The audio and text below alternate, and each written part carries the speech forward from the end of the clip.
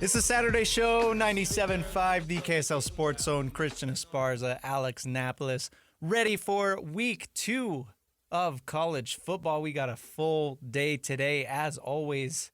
But before we get into college football talk, let's start the show off how we always do. Alex, highlight of your week, man. Hey, highlight of my week, probably last night.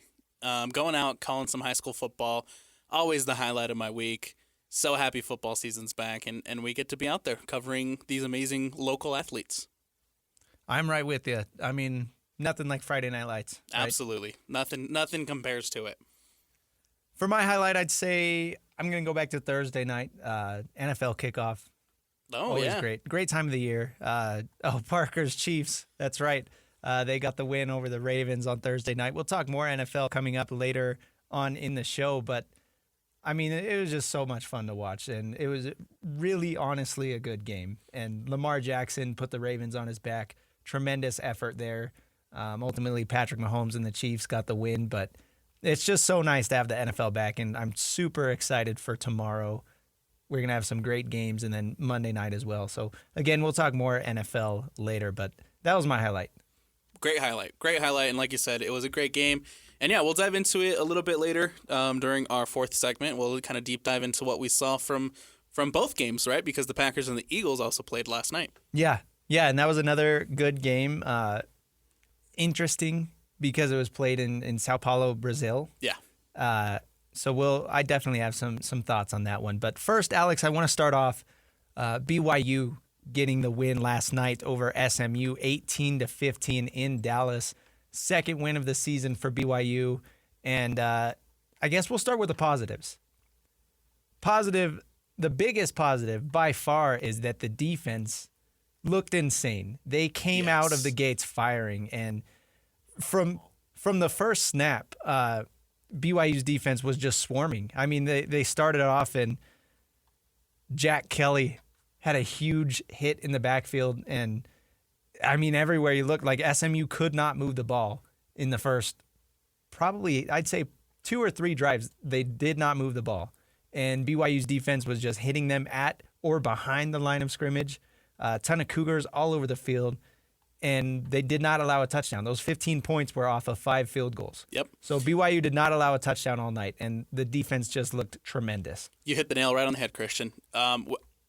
I'd mentioned it earlier. I believe it was the show that we did when Jake was out a couple of weeks ago, but I thought that this BYU defense was a little bit underestimated, right? People weren't giving it the credit that I thought that it deserved, and they kind of showed it last night that they have taken a big step of improvement from where they were last year. I know obviously it's still early in the season. We'll see how that translates into Big 12, into Big 12 play, but I do think that the BYU Cougars defense showed up last night, and they played extremely, extremely well. It's hard to hold an offense, I think, to no touchdowns, but the ability to go out to SMU on the road and hold them to no touchdowns, I think, is a massive, massive win for BYU and that defense. Yeah, and that's something you and I were kind of on the same page on. I mean, I had been saying, like, I really did expect BYU's defense to take a step forward in year 2 in Jay Hill's system. And, you know, some people were like, why? Like, why do you expect that? And it's like, well, there's a couple things. I mean, just first off, having more comfortability, being more comfortable in this system. Right. Because you're learning new things. You're learning a new scheme, essentially, and just having that extra off season to get used to things. I think there's a lot that can be said about just having that much more time to prepare. And then the other thing is they're fairly healthy all around. I mean, they lost Ben Bywater in the offseason, but again, Jack Kelly looked really great last night. And so there's just a few things that are going BYU's way so far on the defensive side. And all of it together, again, they look hugely improved over last season. And they've only had 2 games so far over SIU and SMU. Yeah. 2 teams that aren't quite on the level of Big 12 teams that BYU will be facing later on in the season. But so far, I'm very comfortable saying that BYU's defense is vastly improved. Vastly improved. I think Jay Hill has done a tremendous job. I think under year 2, this defense looks a lot better.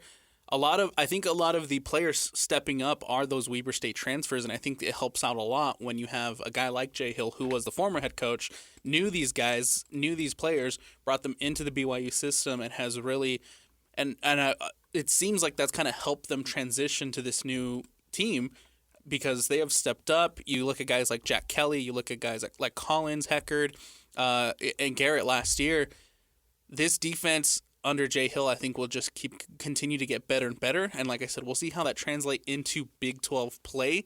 SMU, an ACC opponent, just a new ACC team right this season.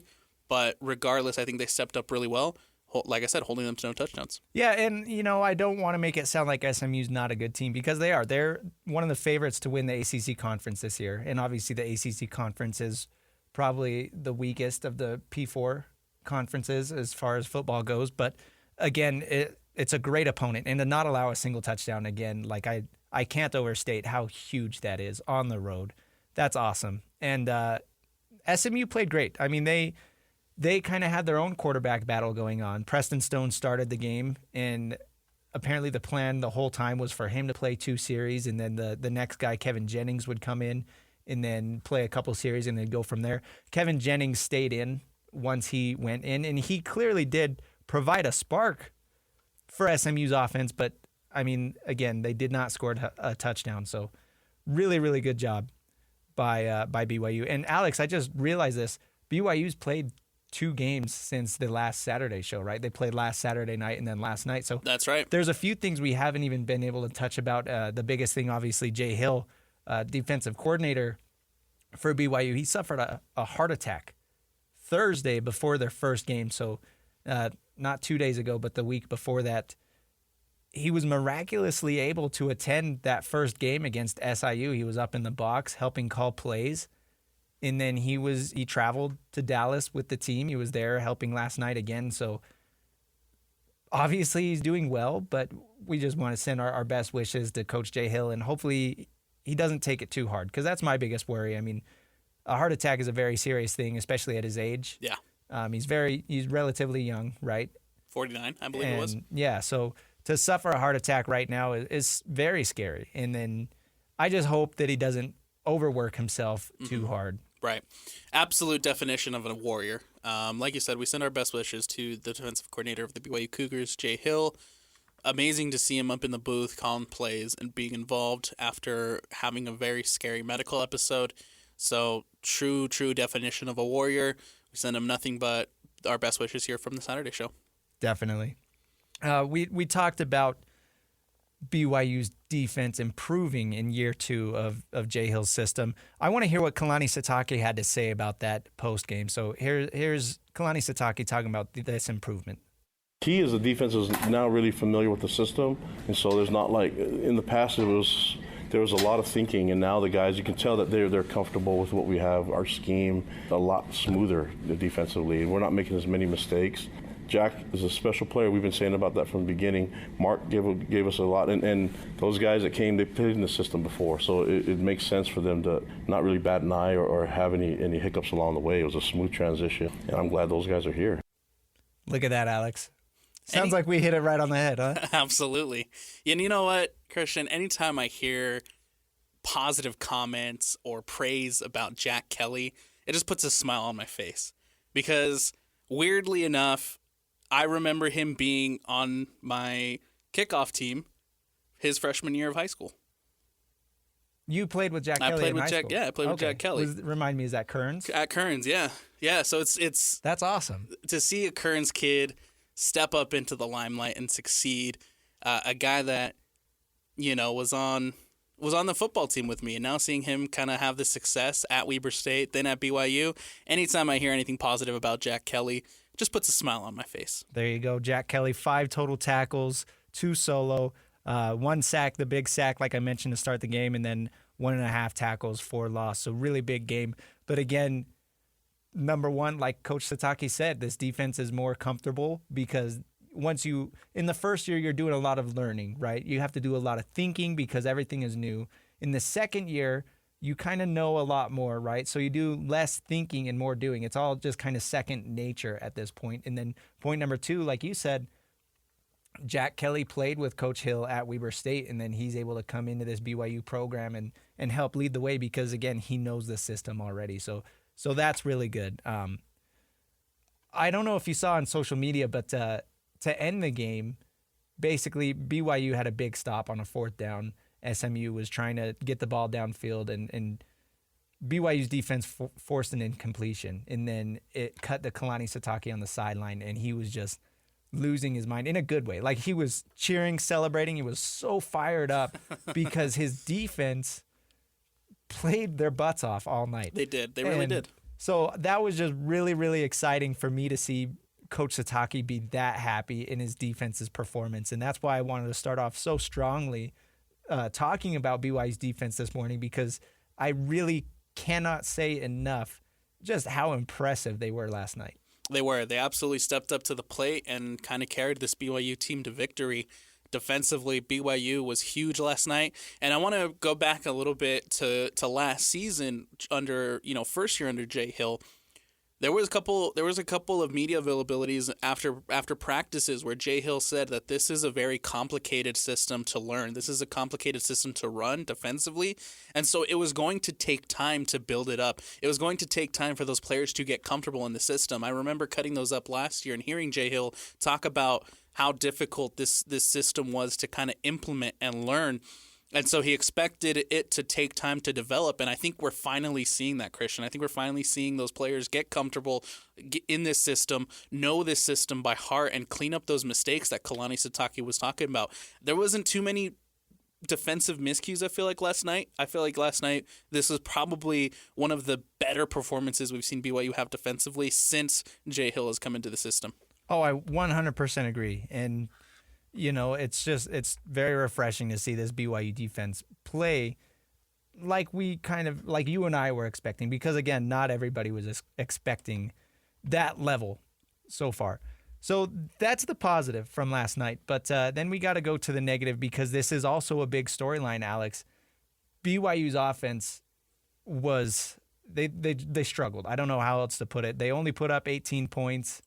They scored the first touchdown of the game in the first quarter, and that was great to get started off like that. But then it took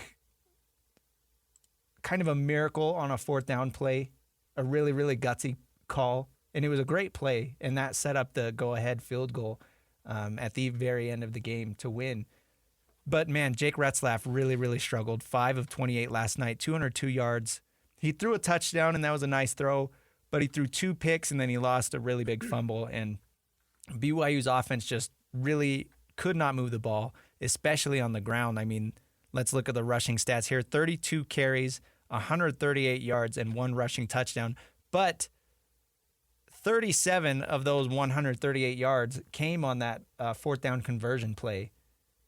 So you kind of take that big total number, 138, you take that with a grain of salt. You're basically looking at 31 carries for 100 yards. Yeah, that's not good. That's bad. That's not good. Those aren't good statistics. And then, yes, LJ Martin, who went down early in the game, and I think you can kind of see the difference in the running game once LJ was no longer in the game. Yeah, 100%. Like, LJ, even when he was in the game, like, he wasn't playing great.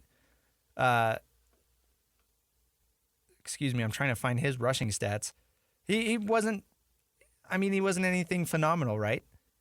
5 carries, 20 yards. And then Ropati came in and filled in for LJ Martin. And Ropati didn't look very good either. And they were getting hit at or behind the line of scrimmage. And I don't know if that's because the offensive line was missing blocks. I don't know if it's because the running backs couldn't read the lanes.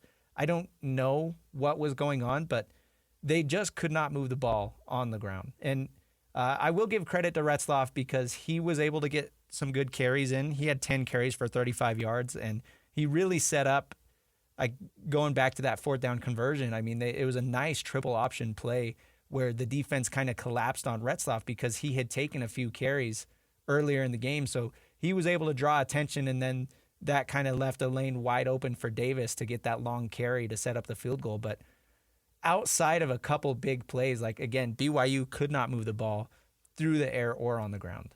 Yeah, offensively they struggled. And, I mean, just looking at these numbers, like, there's nothing super eye-popping to me. I think maybe, call me a cynic, but I think maybe the thing that pops out the most to me are the 2 interceptions and the fumble, right? The turnover bug catching BYU here a little bit early through the season. They got to clean that up. You cannot fumble the ball. You can't throw interceptions. You got to keep hold of the ball. And we gave credit to BYU's defense for only holding SMU to those 15 points. Give a little credit too to the SMU's defense for holding BYU to 18 points and forcing those turnovers. I thought those early turnovers, especially the fumble, were huge for SMU. Obviously not good for BYU, but they got to clean up this running game. They got to clean up this passing game. And Jake Retzlaff, I think, needs to step up his game a little. Nothing too, besides maybe that fourth down conversion and a couple of chunk plays. Nothing too eye-popping from Jake Retzlaff either in this one. Yeah, Darius Lassiter had a nice catch and run, 57 yards, and that was the biggest play of the day for BYU's offense. But I don't think that drive ended in points. That drive might have ended in an interception. So yeah, the turnovers are a huge concern for Retzlaff, especially because you go back to his 4 starts last year. He finished his 4 games with 3 touchdowns, 3 interceptions, and 3 lost fumbles. Then you go back to last night, like you said, 1 lost fumble and 2 picks. And it's hard because the lost fumble came on a really weird play where it looked like there was some miscommunication. Jake Retzlaff thought it was supposed to be an end around where he was going to hand the ball off to a receiver that came in motion. The receiver didn't look like he knew the ball was supposed to go to him. So the Retzlaff was able to hold on to the ball. Like, it's not like he fumbled on the exchange, but then he kind of tucked it and tried to get upfield and run, and the defensive lineman just made a nice play where he stuck his hand out and just hit it out of Retzlaff's hands. And it seemed like that fumble right there really caused Jake Retzlaff to be shaky for the rest of the game. And he looked antsy in the pocket. It looked like he was just really anxious trying to move the ball and missed on a lot of throws.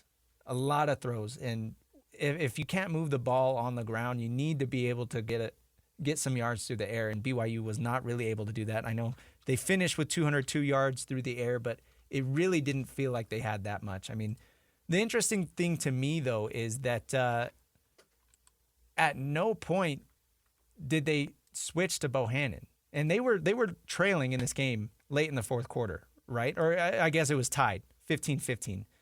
And at no point did they apparently think about putting Bohannon in. And Coach Satake talked about that last night.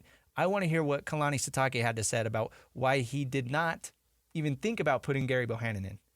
We felt good about our quarterback. You know, we have to be able to find a way to fight through it, and it's hard to play the game when you're just taken out if mistakes happen. I mean, we knew that mistakes happen in football. We got to rally around guys and allow them the chance to redeem themselves.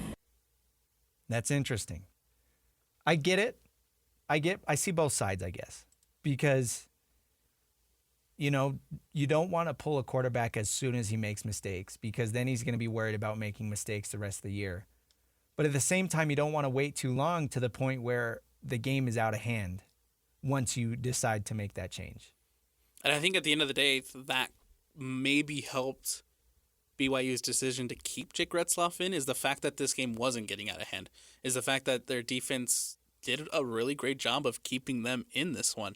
So as long as you have a chance and as long as you were in this game, you might as well allow Retzlaff to be in those situations to kind of learn from those mistakes and continue to have confidence in him, because the more you continue to have confidence in him, you hope that continues to grow the confidence of Jake Retzlaff. Yeah, and that makes sense. I mean, one of those interceptions came on a busted screen play, and SMU was able to get the ball deep in their own territory. I mean, I'm talking I think it was within like the 10-yard line. And BYU's defense did not allow a touchdown. In fact, I think they forced a fumble later on that drive. So that's kind of what you're talking about. Like, if your defense is playing well enough that you don't have to worry about the game getting out of hand, then maybe that does make you feel a little safer keeping Jake Retzlaff in. But I do think ultimately this is a big concern for BYU going forward. If their offense can't put up numbers, if they can't move the ball against an SMU team that's not really known for their defense, that does concern me going forward. It is concerning. 202 yards passing and 138 rushing yards. That doesn't move the needle, and I don't think that's gonna really equals success in the Big 12 play. No.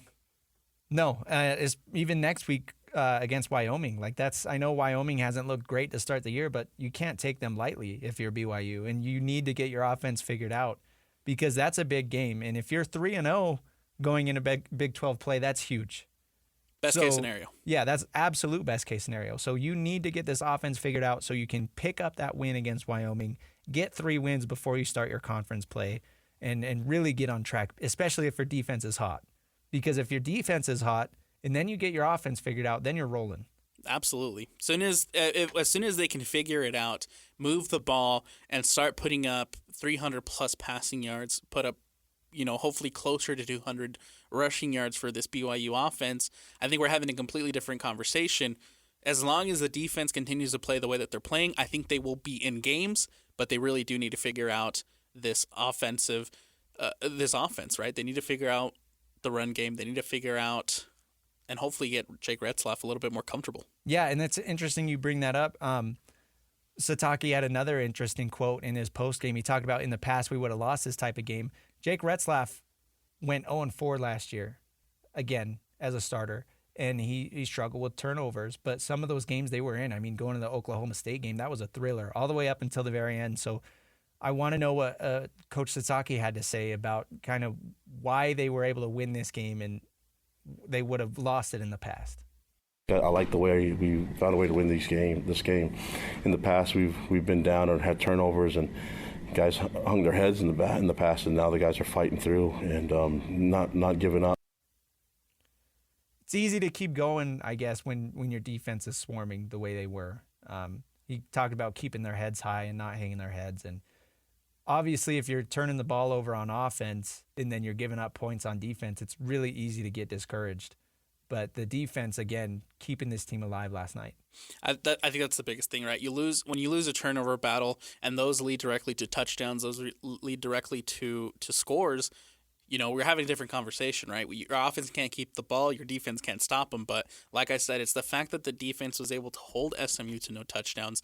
The defense is able to hold SMU after those turnovers. I think that's the biggest thing, and it does breed confidence. And like Kalani Satake mentioned it, you gotta hold your head high. And right now, it sounds like that defense is playing with a little bit of confidence. BYU getting the win 18-15 over SMU last night. Again, LJ Martin left the game after just 5 carries. I saw him walking out of the tunnel on crutches, so that's huge. If they're losing LJ Martin, I don't know what they're going to do without him because clearly they struggled moving the ball.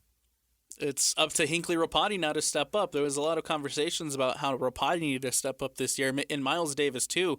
Miles Davis obviously had that 4th down conversion late in the game that you were talking about, Christian, but still Miles Davis, 3 carries, 37 yards.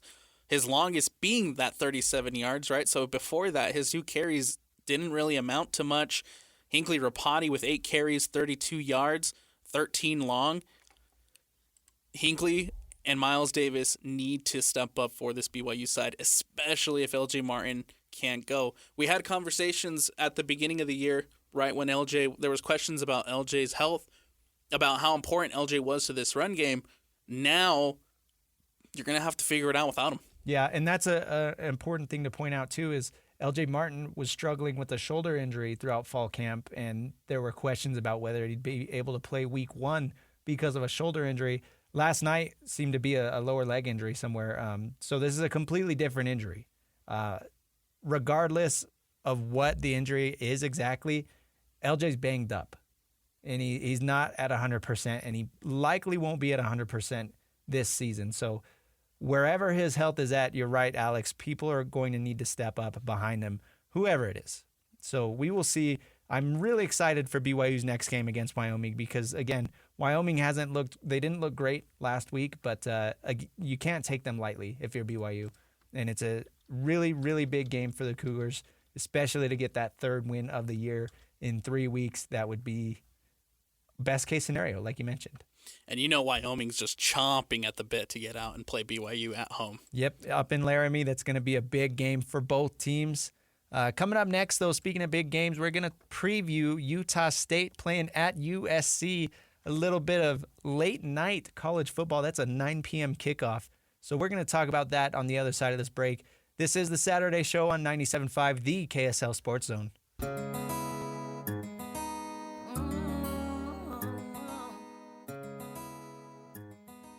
Barnes going to throw again on 2nd and 3. He'll keep it himself and get the first down and more. He's off to the races. He's going to score. Oh! The Pig Farmer, 10-5 touchdown, Utah State. Suey! How about that? Bryson Barnes takes it to the house. Touchdown, Utah State. Suey, baby. That's Bryson Barnes last week getting the 63-yard touchdown run to help the Aggies get the win over Robert Morris in week 1. Utah State won that game 36-14, and it was a really interesting game, Alex, because Utah State was down 14-10 going into halftime, and they lost Spencer Petras to injury, they lost Robert Briggs to injury, but ultimately they were able to come out and get the win again, 36-14. In part due to that 63-yard touchdown run from the Pig Farmer. Coming out, and having the rough start, but being able to come back and kind of take control of that game, and especially, after losing your starting quarterback, having Bryson Barnes step in and be able to kind of lead that team to a victory against Robert Morris, I think it does a lot for your confidence, not only for that offense, not only for Utah State, but also, of course, for Bryson Barnes, who may or may not have to play at USC tonight. Yeah, and that's the big thing is, again, Spencer Petras left the game early due to an injury. We don't really know the extent of that injury. We don't know if he's able to play tonight. Nate Dreiling has kind of kept that under wraps. He's playing his cards close to his chest. So we don't know who's going to be at quarterback tonight, but of course the storyline is Bryson Barnes playing with the Utah Utes last year was able to get the win over USC. They won 34-32 in LA. So there's a lot of people that want to see Bryson Barnes tonight to see if he can do it again. I think a different situation, obviously, but kind of similar at the same time where, Utah wasn't healthy heading into USC, but they were able to walk away with a massive win for Utah's season last year. Now, I'm sure people are looking at Bryson Barnes and hoping that he can head into, Los Angeles, head into Southern California, and come out and kind of replicate that performance where you go in and you beat this team you're probably not supposed to beat. Yeah. I mean, there's no other way to put it. It's on paper, it's going to be a very tough game for the Aggies. Bryson Barnes played pretty well last week. He started off, his stat line, 11 of 22, 198 yards, 2 touchdowns and a pick. We got to talk about that interception, though, because that was one of the best catches that you'll ever see. If you haven't seen it, you got to go find it on social media. The corner made an incredible circus catch, jumped up to his right, caught it with his left hand, and did like a 360 kind of barrel roll to his left while he was jumping to his right. It was so impressive. And so that's the type, it shows up as an interception on paper and it goes against Bryson Barnes, but really, what can you do? That's probably one of the most incredible plays of week 1, honestly. It's one of the most impressive catches I've ever seen. It's right up there with Odell Beckham's catch as one of the best catches, jaw-dropping that you'll ever see. But yeah, Bryson Barnes came in, and the Aggies' offense started slow last week. And with Spencer Petras, they weren't really able to move the ball. He threw 2 interceptions himself. He did throw a touchdown, and then he left the game after 15 pass attempts. And Bryson Barnes came in and kind of sparked the Utah State offense. So that's a big question. Number one, you have the health of Spencer Petras. Number two, you have the fact that they weren't really able to do anything with him at quarterback. It looked like he was kind of struggling there, especially in the late first and early part of the second quarter. He did have a 57-yard pass in the first quarter, Spencer Petras, so we got to give him a little bit of credit for that. But, you covered this game, Christian. You were here with the Zone, or with the KSL Sports Zone covering this game. Down at the break, 14-10, was there any, concern from you about this USU team in the first half? It's always kind of shocking trailing at halftime to an FCS opponent, right? But Scotty said during halftime, I mean, he said, I'm not really worried about that. And it was off air. Like, he didn't really say that in his halftime show, but we were just kind of chatting. He was like, yeah, I'm not really worried about this one. He said it doesn't feel like the Weber State game. Utah State lost to Weber State a couple years ago, and that was a huge blow. And everybody, it's still, I mean, like Scotty just said, like everybody talks about it in Logan to this day because that was not supposed to happen. But he said this doesn't feel like that. So Scotty wasn't worried. But you mentioned that 57-yard touchdown pass. That's Kyrese White, slot receiver, big hair coming out the back of his helmet. And I got to tell you, Alex, he popped. His speed was incredible. That was a big, long catch and run. And he's just one of those players where, and he had another big play in the second half as well. He's one of those players that even just watching the TV broadcast, like you can see he's faster than everybody else on the field. Petrus got the ball to him short, and he was able to tuck it and run and outrun the entire defense, and it was so impressive. Good to see him get 2 touchdowns, like you mentioned. Good to see him get 2 touchdowns in that one. Also, Jalen Royals with a touchdown. I think that's huge, obviously, for the confidence of that offense and for Jalen Royals. Now, I guess, how do you build on that? How do you build on that and go into SC, go into a hostile environment, hostile territory to a top 10 team in the country? USC, I think, surprised me personally against LSU. I thought, when I think of USC and when I think of LSU, I just think of high-powered offenses. I think of offenses who are just going to get the ball over the top, score these long touchdowns, score some chunk plays, and light up the scoreboard. But I was honestly impressed with SC's defense for the first time in a long time. Did you ever think that you would say that? No. While Lincoln Riley was there? Absolutely not. Absolutely not. Their defense last week against LSU, I think, shocked a lot of people. Definitely took me a little bit for a shock. So if you're USU, how do you go into that environment and just build off your win and maybe, try to go for this upset? Yeah, and that's the really hard question, right? Is because you were able to come together in the second half as a team and really get rolling and instill some confidence in your program last week against Robert Morris. But then you have this juggernaut week 2, and then it's not going to get any easier next week when they play Utah. So you've got 2 really tough games on your schedule right now. So it is hard to get the ball rolling and get the confidence, and it's hard to not walk out of these 2 games feeling down on yourself, especially if you kind of get whooped. So I would definitely say I would think Utah State's going to come out and they're really going to try to establish the run. I mean, Robert Briggs is a huge loss. He had kind of a gruesome injury last week. Really unfortunate. He got rolled up on, and he's out for the season. He was playing really well. He was on his way to 100 yards. He had 9 carries for 88 yards. But Rasul Faison, he's a tough son of a gun, dude. Like, he was probably my favorite player outside of White, my favorite player to watch on Utah State's offense last week. He was just, it's kind of like Isaiah Pacheco with the Chiefs, right? Like, his legs do not stop churning.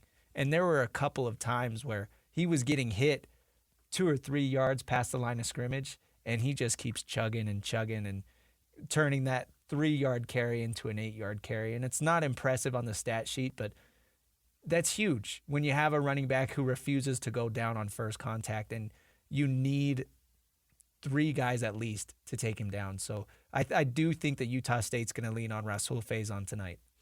And I think you have to, considering how that defense kind of looked last week for USC. Kind of have to establish the run, keep the ball on the ground, and maybe just tick away the clock as much as you can, right? Don't let SC's offense onto the ball.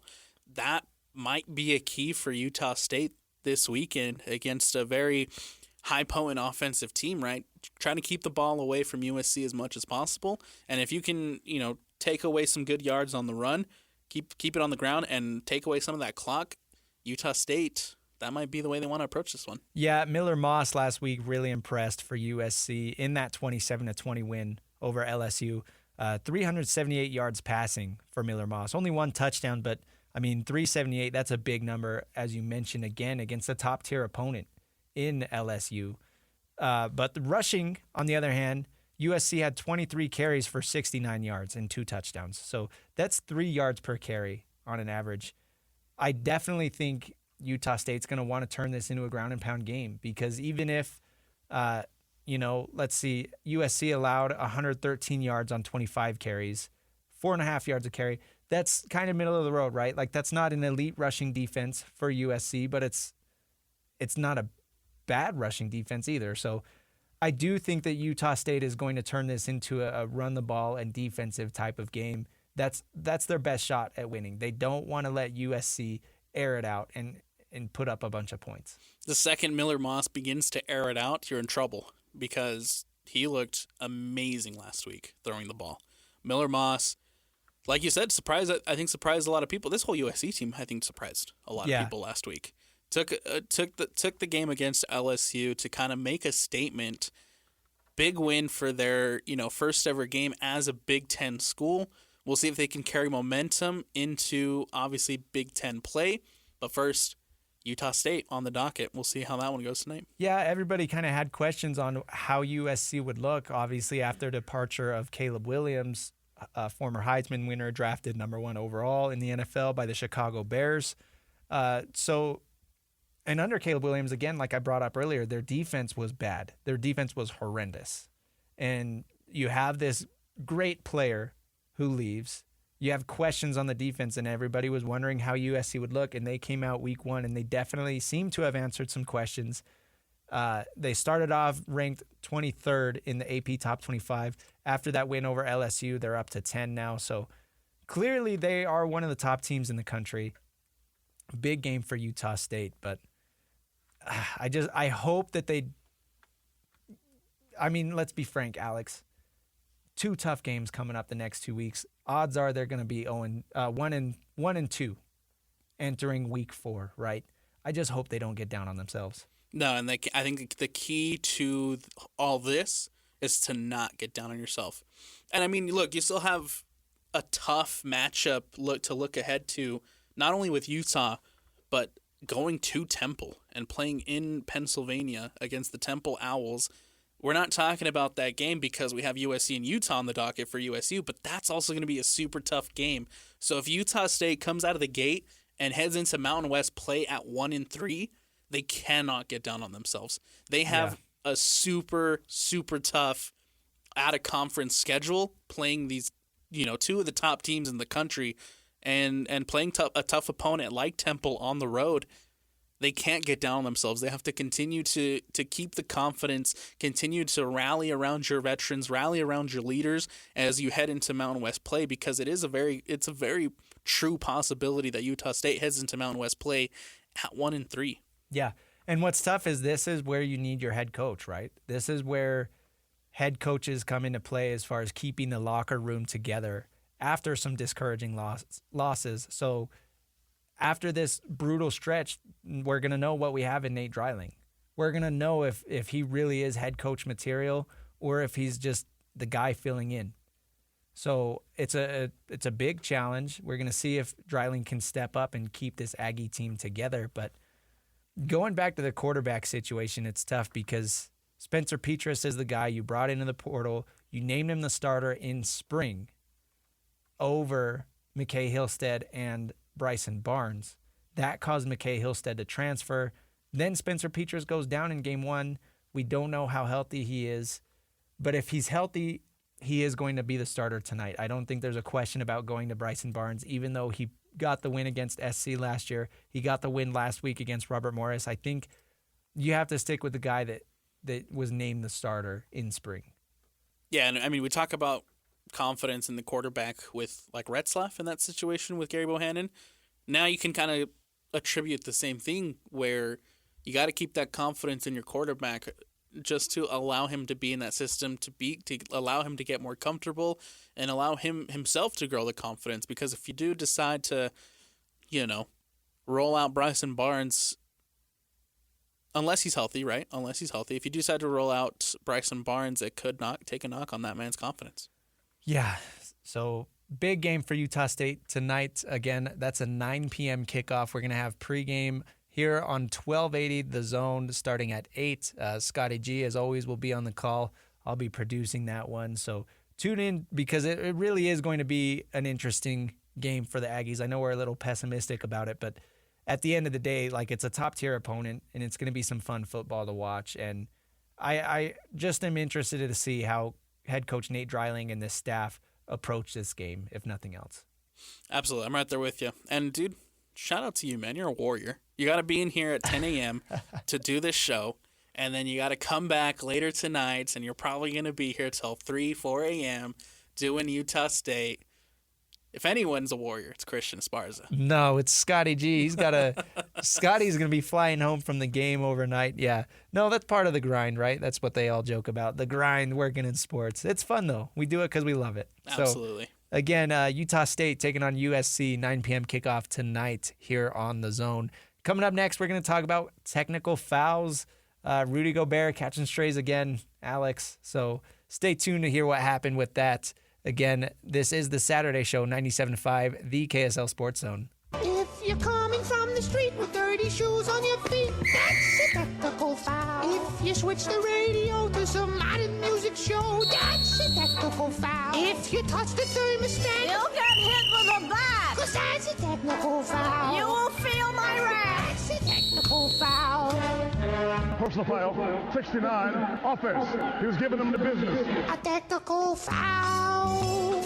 It's the Saturday Show, 97.5, the KSL Sports Zone. You just heard the technical fouls intro right there, one of our favorite segments of the show. We take this time to talk about some of the sillier things that happen in sports, some of the dumber, more stupid things that happen. But before we get into that, I mean, as I mentioned earlier, Alex, full slate of college football. You said we are on upset alert. Give us a quick update. We're on upset alert. Bowling Green has just taken a lead over Penn State, 17-10, with 11:48 left to go in the second quarter. An unranked Bowling Green at Penn State, number 8 in the country, currently trailing. Wow. Some other scores from across college football. Georgia Tech and Syracuse tied at 7. Michigan and Texas. Texas is up 7-0 at the end of the first quarter there. Arkansas is up 14-0 over Oklahoma State. Kansas State is trailing Tulane 7-3. And then Army and FAU. Army's up 14-0 over Florida Atlantic. We do a funny little segment on Jake and Ben where I pick like the worst, we call it worst game of the weekend.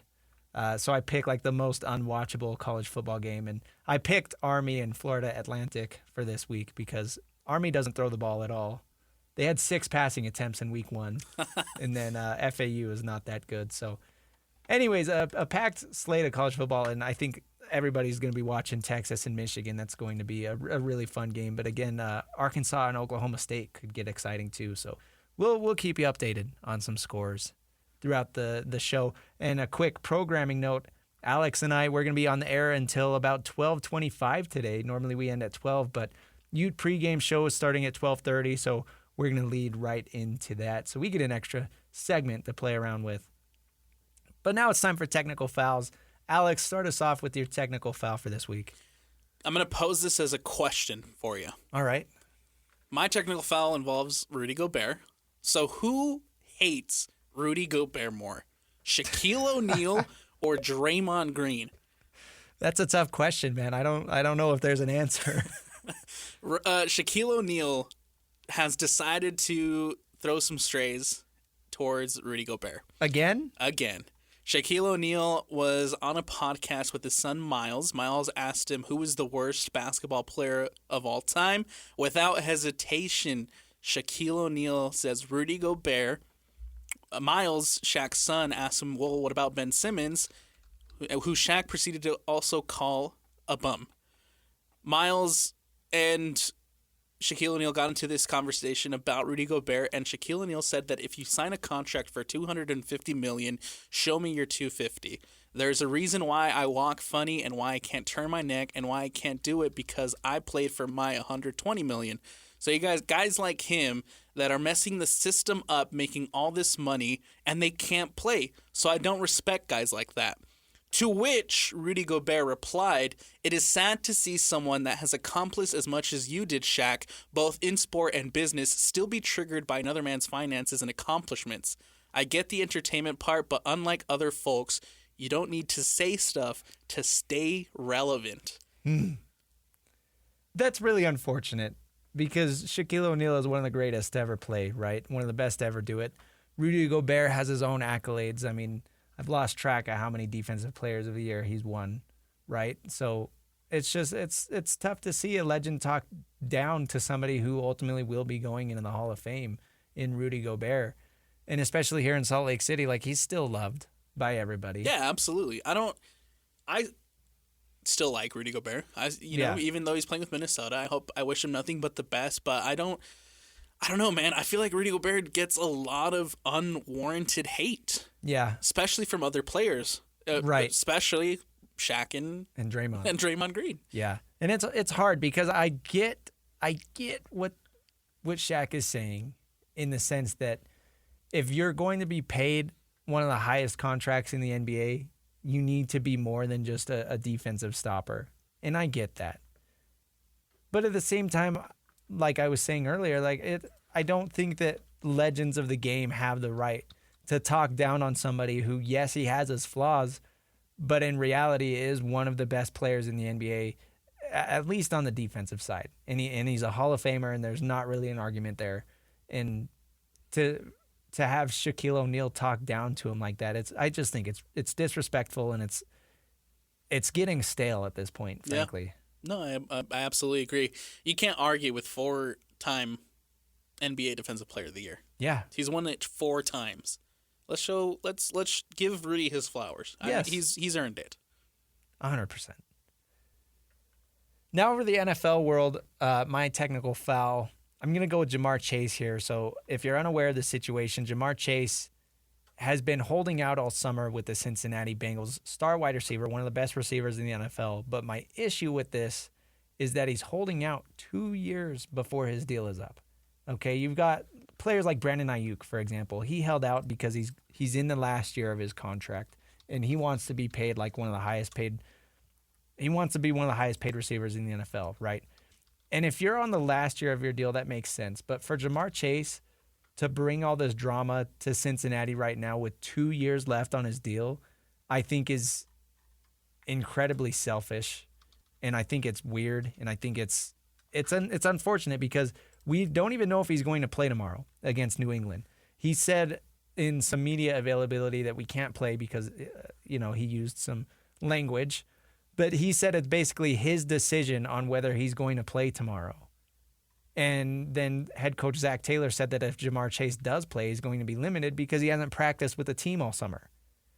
And so you look at it from the team perspective, this is a team that really disappointed last year because Joe Burrow was hurt, T. Higgins was hurt, and after making that Super Bowl run a couple years ago, they really fell flat on their face, Alex. And so you'd think that they should be hungry. They should be wanting to go into the season full force, but instead you've got really players like Jamar Chase who are just being selfish at this point because, again, holding out 2 years with 2 years left on your deal is crazy. And it's interesting to see kind of that this all sparked and this all started because Justin Jefferson got paid. Yeah. And I think there's a little bit of jealousy there because he's not getting paid as much as Justin Jefferson. Well, the thing that's funny about that is, Justin Jefferson came into the league a year before Jamar Chase did. Justin Jefferson got paid this summer. Yeah. Why would Jamar Chase expect to get paid this summer? Also, if Jamar Chase waits another year, chances are he's going to get paid more. I think that if he were to get paid right now, he'd probably not make as much per year as if he were to wait a year. I don't get where this is coming from. And that's interesting you bring up Justin Jefferson because they asked him about his contract situation because Justin Jefferson didn't hold out. And it was known, he started his contract talks with 2 years left on his deal. That's fine. I don't have a problem with that. But he never held out. Even with a year left on his deal, he did not hold out. He made it known that he wanted more money. But at the end of the day, he showed up. And Justin Jefferson, in his media availability, he talked about how he wanted to show to his teammates that he's not all about the money, that he wants to show up and help these guys win, and he doesn't want to come across as selfish. And that's such a stark contrast to his friend and former teammate Jamar Chase, who is doing the exact opposite of that. It's a big year for the Bengals. It's a really big year because they've got a division rival in the Ravens who look really, really good, and they went to the AFC Championship last year, and you would think that they would want to be all hands on deck to be as good as they can this year and make another run at the Super Bowl potentially. But instead, you got guys who are whining because they're not getting paid enough, apparently. Jamar Chase, technical foul on you for making it about the money. Yeah. Make it about the game. Be out there for your team. I'm all for guys getting paid as much as they can. I want that to be known. I was really happy for Justin Jefferson to get his money. I think it's great for these guys to get this sort of money, and they deserve it because it's a huge product. It's a big deal. But again, with 2 years left on your deal, you got to read the room, man. And at some point, you got to show up. You gotta show up. So, anyways, that's enough on that. Let's talk not Utah. What do we have up next? We're gonna go NFL Week 1. We're gonna stay NFL in our next segment. We'll get to Utah at the 12 o'clock hour because we'll lead right into the Utah pregame show. But coming up next on the other side of this break, Alex and I are going to break down Week 1 of NFL. We've had 2 big games so far this week and then a full slate tomorrow. So can't wait to get into some NFL talk. Here on the other side of this break, this is the Saturday show on 97.5, the KSL Sports Zone.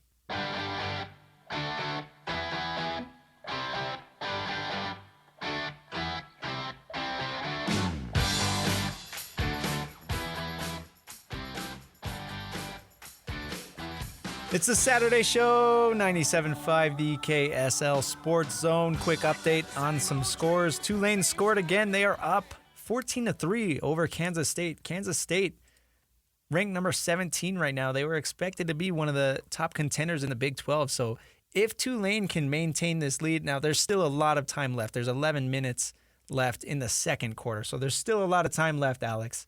But if Tulane could pull off this upset, this would be huge. Huge for Big 12, huge for the top 25, huge for a lot of things, right? Tulane, they had that magical season a couple years ago that ended with that bowl win against USC, where Tulane was one of the better group of 5 teams in the nation. And then now kind of giving a little bit of a fight to Kansas State, who, as you mentioned, is one of the favorites alongside Utah to win the Big 12. That's what college football is all about. Penn State, they scored again. They are still trailing Bowling Green, but now it's 17-14, so a little more manageable there. Oklahoma State is on the board. They still trail Arkansas 14-7. Coming up later today, though, Utah hosting Baylor. That's going to be a big game.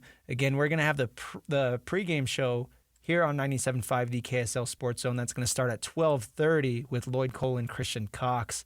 That's going to lead you right into kickoff. But for now, Alex, I want to talk NFL. Season kicked off Thursday night with Chiefs and Ravens, and then we had another fun game last night with the Eagles and the Packers in Brazil, in Sao Paulo. What are your thoughts, though, on the first couple games of NFL action? Good to be back. Yeah. Amazing to be back. I thought, there was a lot of hype building up to the Baltimore Ravens Kansas City Chiefs game. Obviously, it's the first game. It's a rematch of that AFC Championship game last year. A lot of hype going into it. A little bummed that we had to wait an extra 25 minutes for it to start due to that rain delay. But I think everything about that game lived up to the hype. It came down to the wire. It came down to a huge call by the officials. And yeah, man, it was fun just to be able to watch the NFL again. You're talking about the final play of the game. In case you missed it, the Ravens were going for a score to tie the game. Lamar Jackson threw a pass to Isaiah Likely in the end zone. Isaiah Likely had a huge game, by the way, 9 catches for 111 yards and a touchdown. Likely jumped up, he caught the ball, he came down, and initially they ruled it a catch and a touchdown. Upon further review, his big toe was on the line. Patrick Mahomes said in postgame, "That's why you wear white cleats." It really sucks because it was a fun game. My biggest gripe, though, is the officiating. And this is something that we see a lot in Week 1, especially as they implement new rules. the officials kind of they pick a point to hammer and really emphasize in week one, and that's what we saw Thursday night. The alignment of the offensive tackles is something that they're keeping an eye on this year. The offensive tackle, they have to be in line with the center. Basically, you draw an imaginary line going through the center's hips, and all of the linemen have to be at that line, if that makes sense. And they called the Ravens offensive tackle quite a few times for that, and that really sucks when you're, like you said, Alex, so much hype for this game, so much anticipation, and then it seems like they called it 100 times on the Ravens. So that really sucks, but what can you do? Yeah, there was a lot of penalties that I feel like killed momentum. Yeah. For both sides, really. There was a couple moments where I thought Kansas was really going to, start showing off that high-scoring, high-potent offense that we're so used to seeing the Kansas City Chiefs have. But then the flag would be called, it would bring back the game, and it would kind of slow things down. And then the Ravens would take possession, and a penalty just kind of killed the drive again. So a lot of penalties. It was a slower game than I think maybe I wanted, but we'll see how that kind of goes on. Like you mentioned, it's week one for the officials too, and we'll see if that's a trend that continues. 27-20 win for the Chiefs over the Ravens. Couple standouts. I mean, rookie Xavier Worthy for the Chiefs had 2 catches for 47 yards and a touchdown. He also took an end-around kind of reverse play, 21 yards for a touchdown. So 2 touchdowns for the fastest man in NFL Combine history in his first NFL game. So that was really exciting. Isaiah Pacheco, 15 carries, 45 yards and a touchdown. And then Rashee Rice, of course, had a big game. 7 catches, 103 yards. Quiet game from Travis Kelce, though. Only 3 catches for 34 yards. I was watching the broadcast a little bit, and he was like triple teamed on every play.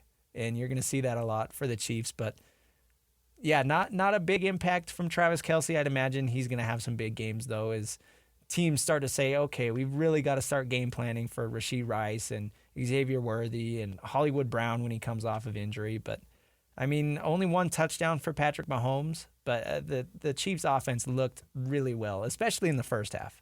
They looked really good, and, boy, man, I got to tell you how upset I am that every time I was going to draft Xavier Worthy in one of my fantasy leagues, someone would take him right before me. Yeah. And I was so mad because I knew that Xavier Worthy, coming into this Chiefs offense, he was going to be special. He's going to be special. And we saw it a little bit through game 1. Very, very impressed with Xavier Worthy.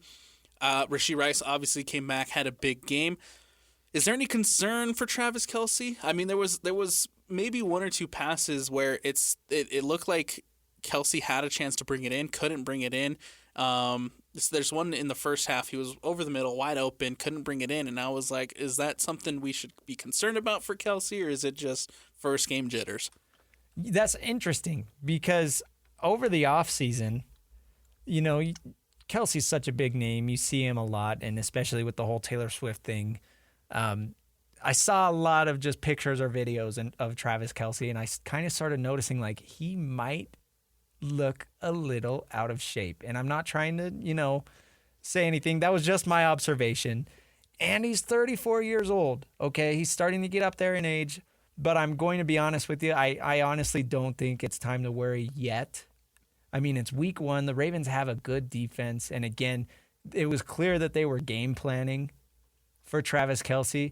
The Ravens were saying, okay, we're going to take away your best player. We're going to make you beat us with your rookie and your other young receiver in Rashee Rice. It was clear that they wanted to take Travis Kelce out of the game, and they did. They did. And the Chiefs still won.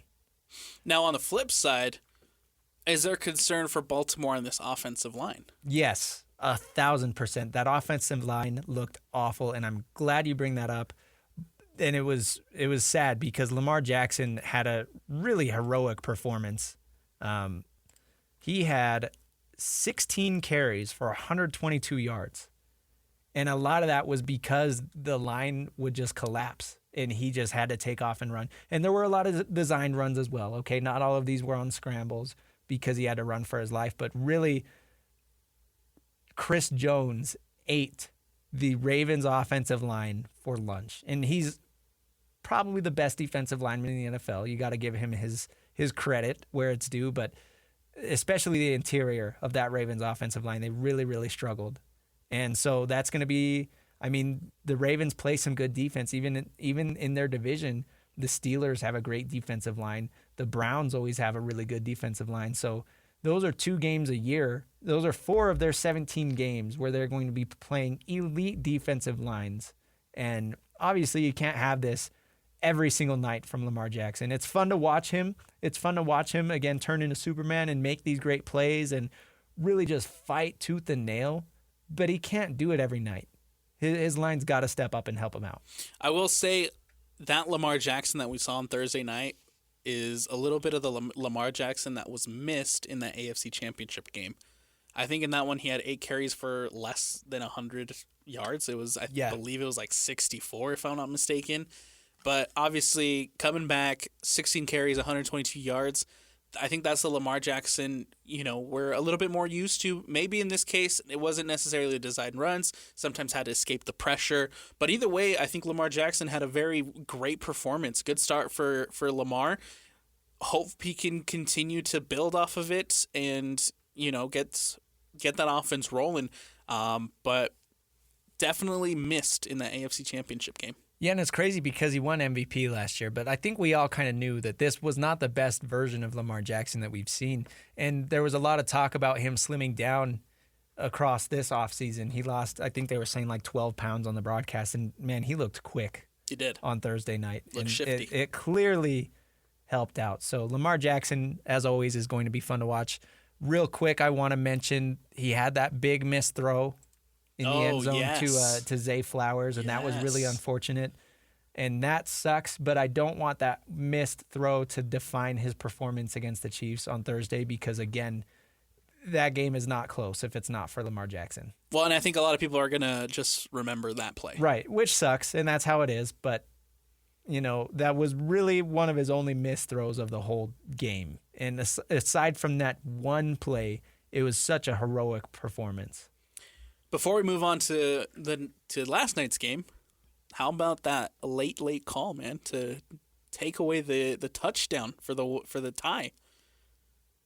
How close of the margin for being able to tie things up, take this game to overtime, just literally off by a toe. Yeah, I mean, it's insane. It's like that Kevin Durant 3-pointer when he was on the Nets, right? And his size 16 shoe was on the 3-point line. It sucks, especially, again, Likely was having a monster game, and this was kind of his his breakout game.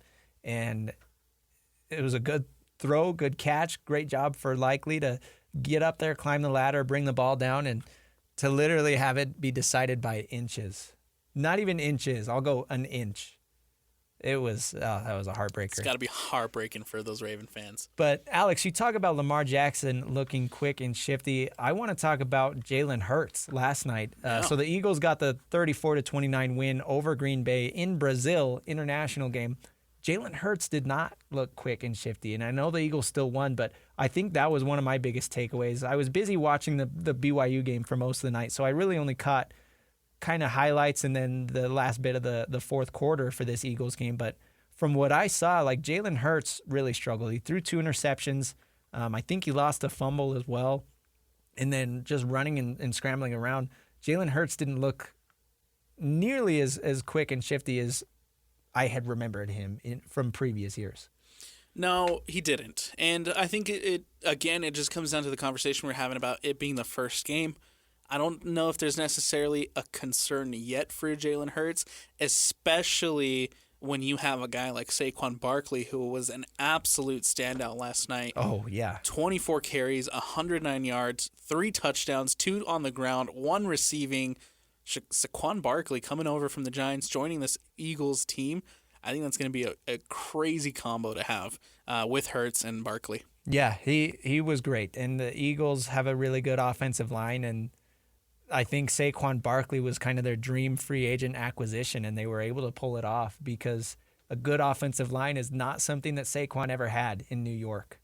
But now in Philly, they love to run the ball, and they were really creative in ways they used him. Again, they used him on the ground and a couple catches as well, so that's really fun.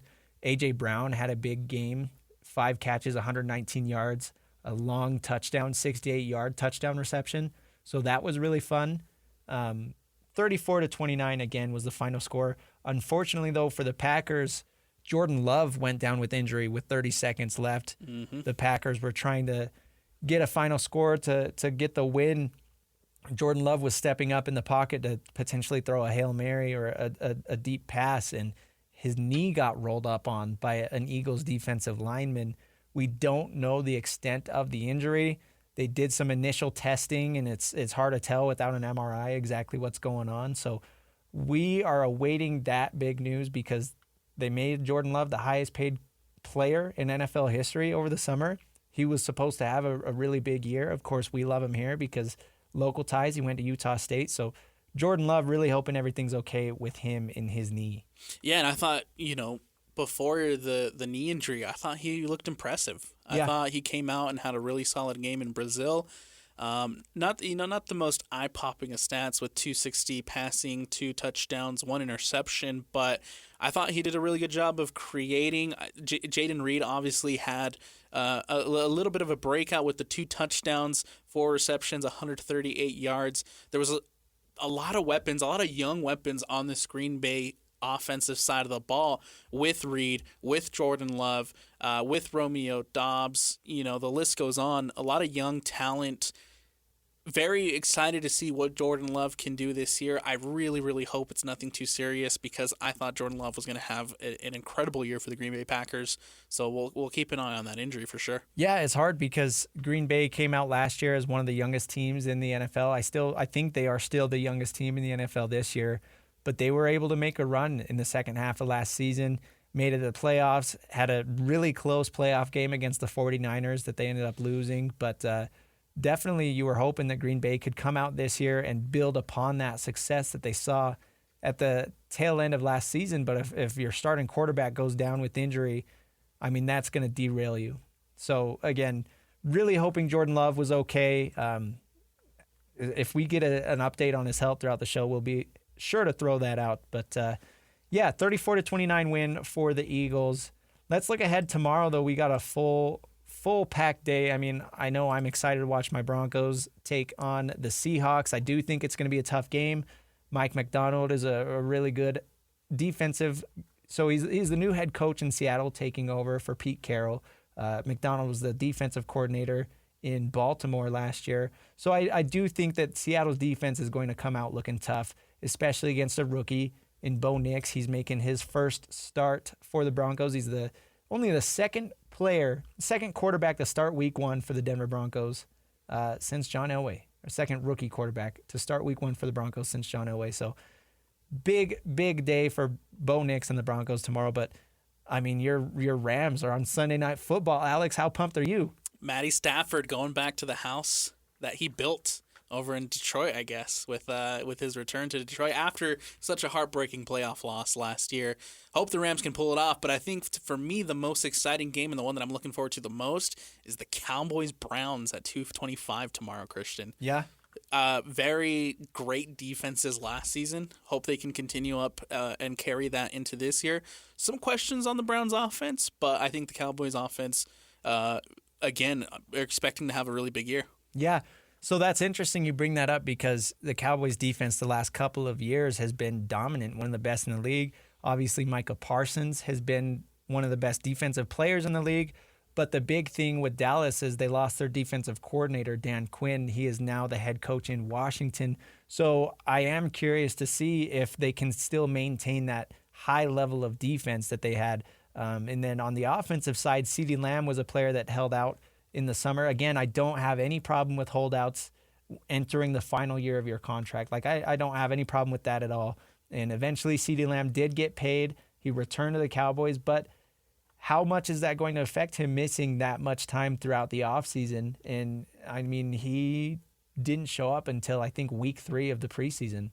So that was the very end. He missed most of the training camp and that sort of stuff with Dallas. So how much is that going to impact his on-field chemistry with Dak Prescott and all that stuff? So that is a good game. And then, of course, another big one, Jets at 49ers, Monday Night Football. We're going to see, hopefully, if Aaron Rodgers can do it this time. Of course, last year on Monday Night Football, 4 plays into his debut with the New York Jets, Aaron Rodgers tore his Achilles. So he is apparently 100% recovered from that and looking to have a do-over with the Jets this year. I don't know.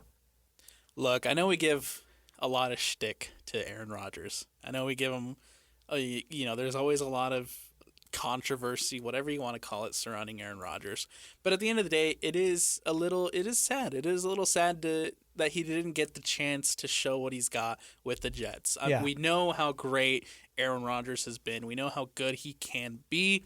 I think the Jets put all their eggs into the Aaron Rodgers basket, and it just didn't work out because he didn't play last year because of that injury. So I'm hoping he gets a little bit of a redemption. He gets a little bit of a redo and has the ability to play that full season with the Jets and see how far he can take the Jets. I do think people are a little bit too high on the Jets and saying that they are going to win it all, but I do think that they'll be better under Aaron Rodgers. I wouldn't put them anywhere near the top of the AFC. I definitely would not. But there are a lot of people, especially the New York. That's what New York media does, right? Anytime a New York team is decent, they get propped up as championship material. The Knicks, right? Yeah, that's what I'm getting at, and it just happens because it's been so long since the Jets have been relevant. It's been so long since the Knicks have been relevant. They take any sort of mediocrity that they can get and then hold on to it and cling to it and say, this is our year. But the reality is, the last time that Aaron Rodgers played a full season, he won MVP. Yeah. Yeah, and I think a lot of people forget that. Right. There's no denying that Aaron Rodgers is an extremely talented player, or at least he was. And he's 41 now, coming off a really serious injury. I don't know how much that is going to impact him. I would imagine that it slows him down a little bit. The Jets apparently revamped their offensive line. We'll see how that goes. But Garrett Wilson, Breece Hall, 2 huge weapons on the offensive side. And then say what you want about Robert Saleh as a head coach, but his defenses always bring it. The Jets have one of the best defenses in the NFL. So, yeah, we'll say if Aaron Rodgers can play at league average, I do think the Jets are a playoff team. But that's a big if, because an Achilles injury used to be career-ending. Yeah. And modern medicine has changed that a little bit, but I am really, really curious to see how Aaron Rodgers plays for the Jets this season. I'm right there with you. I hope Aaron Rodgers can come out and replicate a little bit of what we know Aaron Rodgers can do. Just for the sake of the Jets, I do think hopefully they can be a playoff team. I don't necessarily think they're contenders to win it all yet. Yeah, right. Real quick on the 49ers side, their opponent, Christian McCaffrey, has been dealing with a calf/Achilles injury of his own. It's not torn or anything, but a mild sprain thing that has kept him out throughout basically the whole preseason. So, again, though, the 49ers coming off the Super Bowl loss to the Chiefs, they are, of course, they have Trent Williams back. They have Brandon Ayuk back. They're going to try to make another push. And I do feel like this is kind of the last hurrah for the 49ers, or at least this iteration, because after this year, they're going to need to pay Brock Purdy. Brandon Ayuk got his deal, and everybody's getting paid now, but there's the salary cap for a reason, right? So they're going to need to make some big moves this offseason. So, yeah, the 49ers, this is definitely their sort of last dance, last opportunity to win the Super Bowl that has eluded them so far. With this group, yes. Obviously, they can come back, rebuild, and get back to that position, right? But it is their last dance. I feel like with this group, they're not looking good on the salary cap for next year. So if the 49ers are going to win something, it has to be now. This year, yep. We'll see. Time for a quick break, Alex. On the other side of this, we're going to talk a little bit about everything in our 5 minutes of segment. We're going to stick with college football, though, kind of look around and talk about some of the other big games to keep an eye on for the day. So, again, that's coming on the other side of this break. This is the Saturday Show on 97.5, the KSL Sports Zone.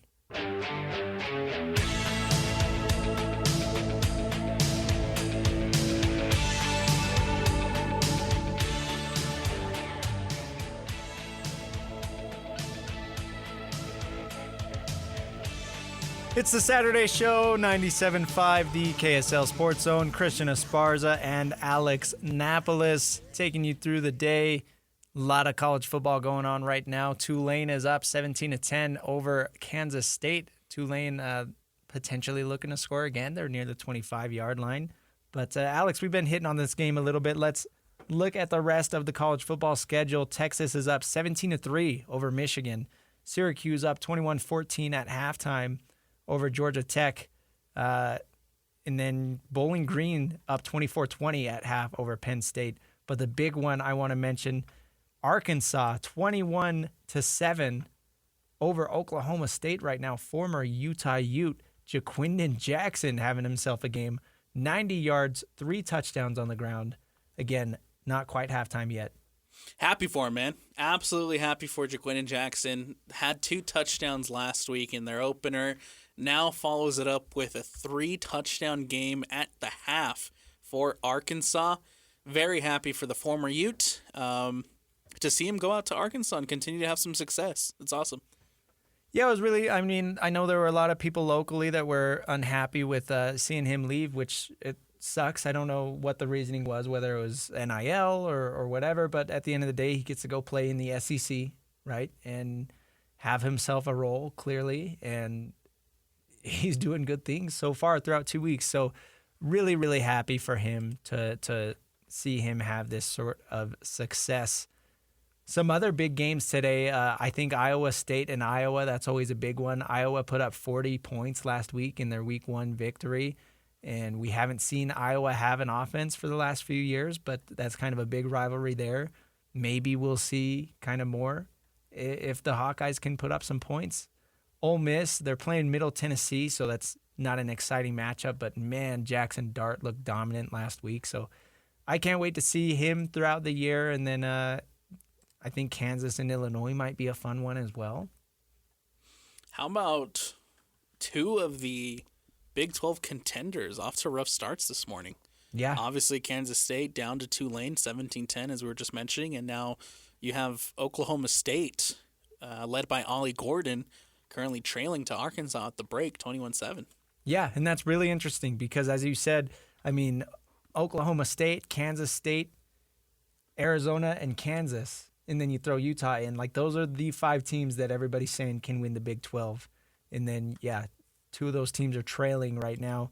Ollie Gordon, throughout the half, 6 carries for 11 yards. So Arkansas has done a phenomenal job of shutting down one of the best running backs in the country. But that is kind of an interesting thing to keep an eye on because there are so many teams that can contend in the Big 12.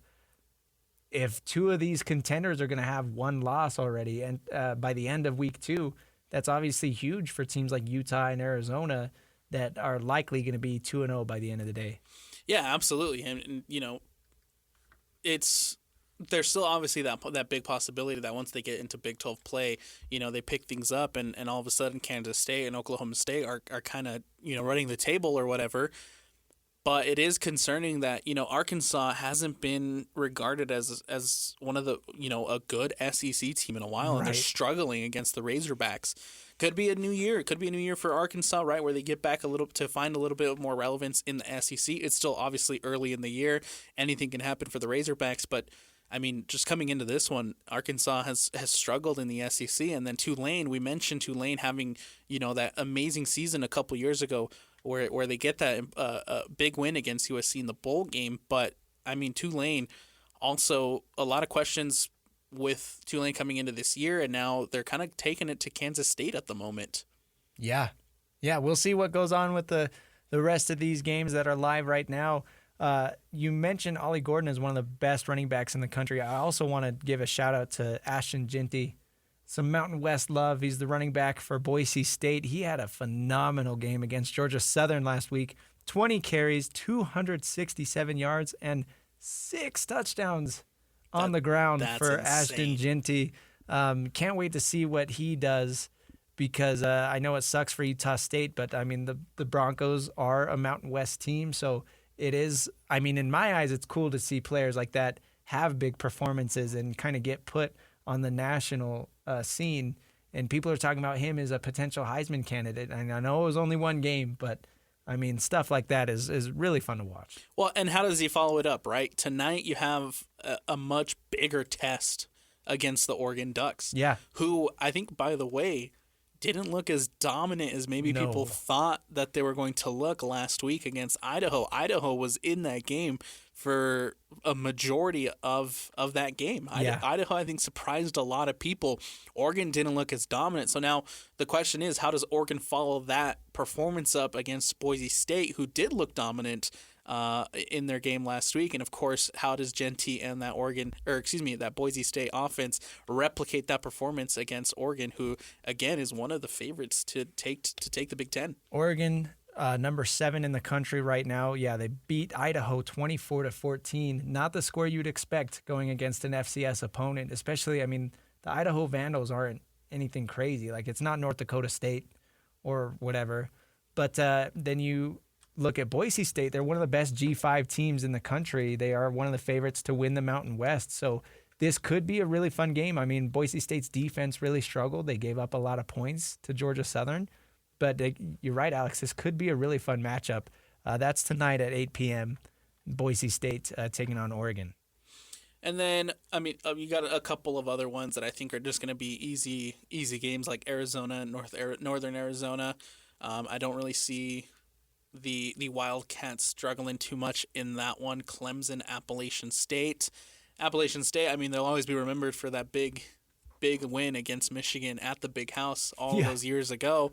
But I do think Clemson, have, a little bit to prove tonight. They kind of got beat down by Georgia last week. And I think, Clemson, one of the favorites to win the ACC, got a lot to prove to come back and try to get back to winning ways. Yeah, and you kind of ask yourself, okay, did they look bad because they're going against the best team in the country, or did they look bad because they have their own issues? I guess tonight we will have some of that solved, hopefully. But, Alex, I want to talk NHL, switching things over because this is our 5 minutes of segment, talking a little bit about everything. The Utah Hockey Club starts their rookie camp this week, and this is really exciting because obviously it's the inaugural season for the Utah Hockey Club here in Salt Lake City. The rookie camp takes place September 11th through 16th, and then following the end of that camp, they're going to take place in a rookie tournament beginning on Friday, September 13th in California. So that's really fun because obviously Utah Hockey Club, they had the 6th overall pick in the NHL draft. They took TJ Ginla, Cole Bedoin, another exciting rookie that we are potentially get to see. But I mean, this is the first, it's not quite preseason, but it's the rookie camp. And this is really the first action that we will get to see Utah Hockey Club players taking on other teams. Yeah, absolutely. And I think people should tune in just for the fact that you get to see the draft picks of Tej and Cole have kind of their first action as members of this Utah Hockey Club, right? It'll be the first action, despite it being the rookie camp, it'll be the first action we get to see this new NHL team kind of take the ice, and we'll kind of see where these rookies are at. A lot of questions to just, I guess, how competitive this Utah Hockey Club team will be this season. Yeah, and the exciting thing for me is, like, TJ Ginla and Cole Bedoin were really exciting picks for Utah Hockey Club, but the thing with hockey is rookies don't play for a couple years in the NHL. They typically go back to their farm teams or however it works. I don't really know how it works yet. It's a little confusing, but basically they're drafted by this club in the hopes that, okay, I mean, TJ Ginla's 17 still. Yes. He's drafted in the hopes that, okay, maybe by the time he's 19 or 20, he'll be able to come on the ice and contribute in a couple years. But, I mean, again, the first draft pick in Utah Hockey Club history, so we get to watch him see what he can do because he had an impressive performance when they did a little camp up in Park City early on in the summer. So, again, just getting to see these guys on the ice and getting to see the Utah Hockey Club sweaters, I think they look so good. They did a photo shoot the other day. We got our first official reveal at the black Utah Hockey Club sweaters, and I love it. Very simplistic, but I do think they look really, really nice. They look so good. The black sweaters look absolutely phenomenal. Also, very good-looking goalkeeper mask. I don't know if you saw those. I did. Circulating online as well. But I did like the design for both of the goalkeeper helmets that they're going to be wearing, and then the white one. I still think it needs to grow on me. I'm not 100% sold. Yeah, I'm still not 100% sold on the white sweaters, but regardless, those black ones look fantastic. A little disappointing that the fans aren't able to go out and purchase those until January, but I do expect to see, hopefully, some fans rocking out those black hockey sweaters. Yeah, and that is apparently with the deal with, I think it's Fanatics and the timing of when Utah Hockey Club was announced and yada yada yada. Yeah, the official merch will not be available until January, which, I mean, that's part of the reason why they didn't pick a name yet, an official name for the team.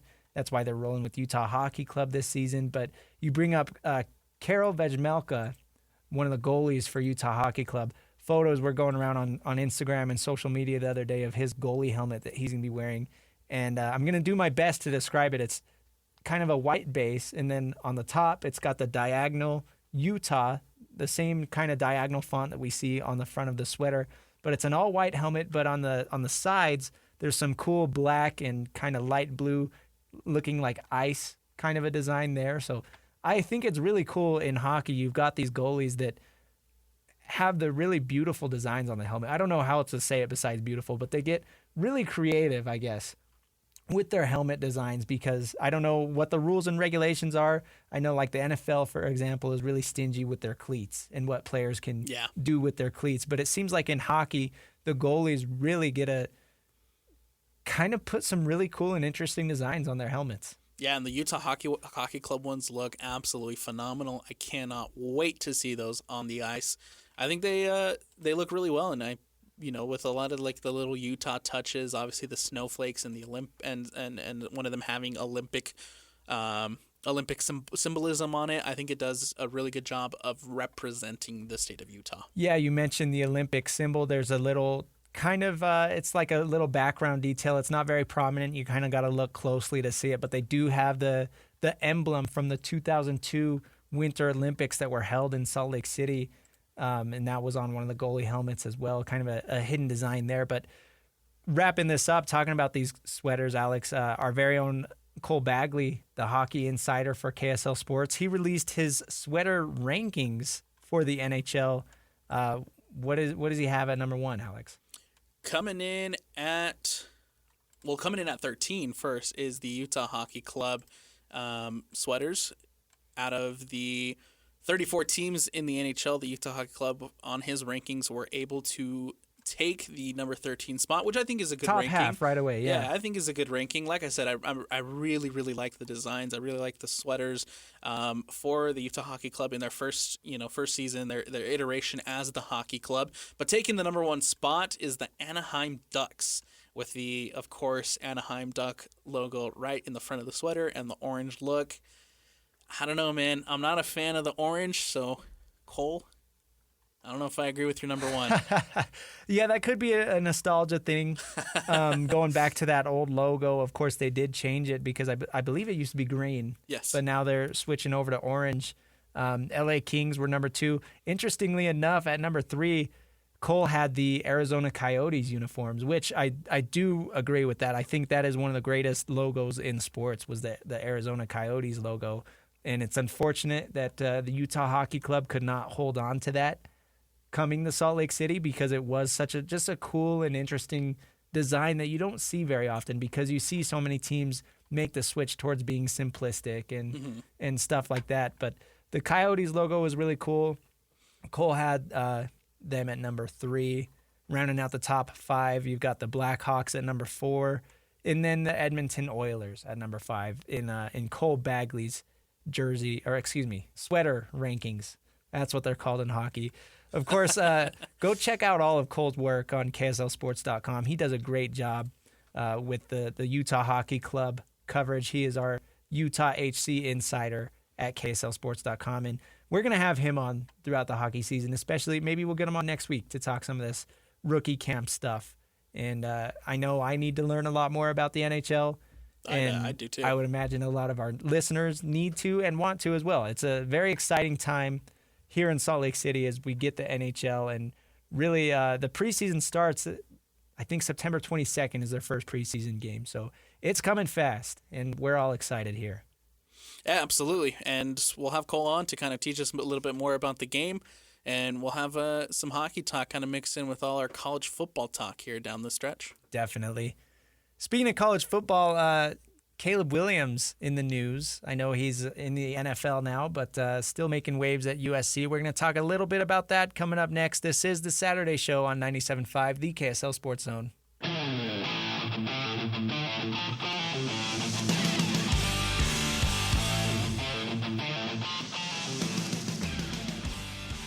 It's the Saturday Show, 97.5, the KSL Sports Zone. Arkansas up 21-7 over Oklahoma State at halftime. They had Jaquindon Jackson highlights up on the board. Alex, I didn't realize he's wearing number 22, of course, in honor of his former teammates Ty Jordan and Aaron Lowe. The tragic stories at Utah, and he scored his first touchdown of this game. Jaquindon Jackson did, and he held up the numbers 2-2 in his hands to pay tribute to those guys, and that's just so cool to see. Yeah, absolutely touching. Great little tidbit there from Jaquindon Jackson. Not only, of course, to take the number 22 for the Arkansas Razorbacks, but of course scoring the touchdown and holding up the 22. Beautiful tribute there from the former Ute. Again, just happy with his performance. Up to 3 touchdowns. Second half just starting up here. Good to see Jaquindon Jackson with some success. Definitely. Sticking with college football, we teased this a little bit at the end of last segment. But Caleb Williams, former USC quarterback, the school just announced that they are retiring his number 13 jersey, and they also re-retired Reggie Bush's number 5 jersey. That means all 8 Heisman winners from USC have had their jerseys retired. Now, this is, of course, an interesting conversation because, of course, it sounds like if you win the Heisman at USC, you get your jersey retired. I don't really know the standard practice across all of college football, like if every Heisman winner automatically gets their jersey retired by their school. But let's just talk about Caleb Williams here. In a vacuum, does he deserve this? I don't think so. I want to say no. I saw the news that, his jersey was getting retired.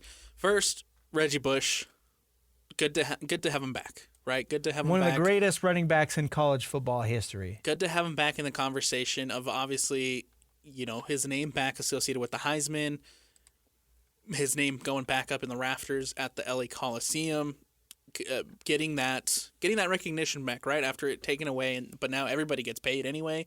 So it's good to have him back in that conversation. But Caleb Williams, man, I mean, besides winning the Heisman, what did he do at SC? That's a USC team that nationally they disappointed every year. They did. I mean, if you're USC with the Heisman frontrunner in 2022 and 2023, and you lose to Utah in the Pac-12 championship, like that's a disappointing season.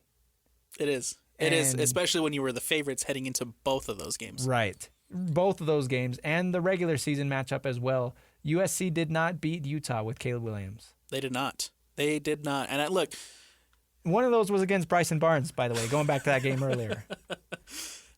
Caleb Williams, I think, did a lot of great things for SC. But when you were in the conversation, I remember when Lincoln Riley got hired and it was announced that Caleb Williams was transferring to SC to follow Lincoln Riley, I remember the conversations were blowing up saying that USC were going to be national champions. USC were going to contend for that national championship. And they didn't even sniff the playoffs. Couldn't even beat Tulane. No. So, looking at accolades that Caleb Williams won, Heisman Trophy, right? He won the Maxwell Award in 2022, College Football Player of the Year in 2022, unanimous All-American in 2022, Pac-12 Offensive Player of the Year 2022, first team All Pac-12.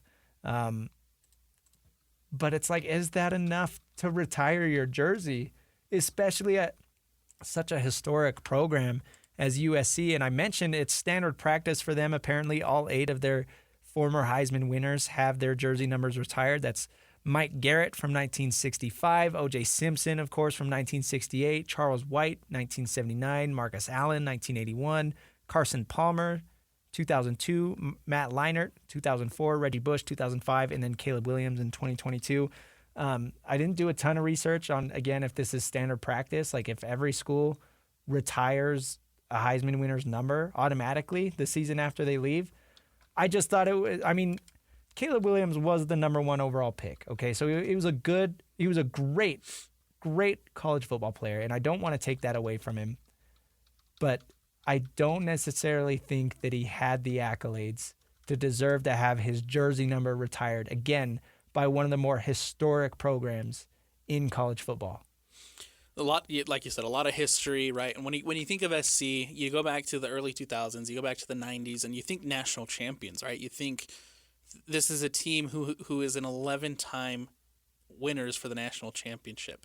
But Caleb, I don't think under Lincoln Riley and under Caleb Williams over the course of the last 2 years, they just didn't meet that standard. Right. And I think that's I don't want to take away his Heisman because, it was a Heisman campaign for Caleb Williams. He was incredible in 2022. Sure.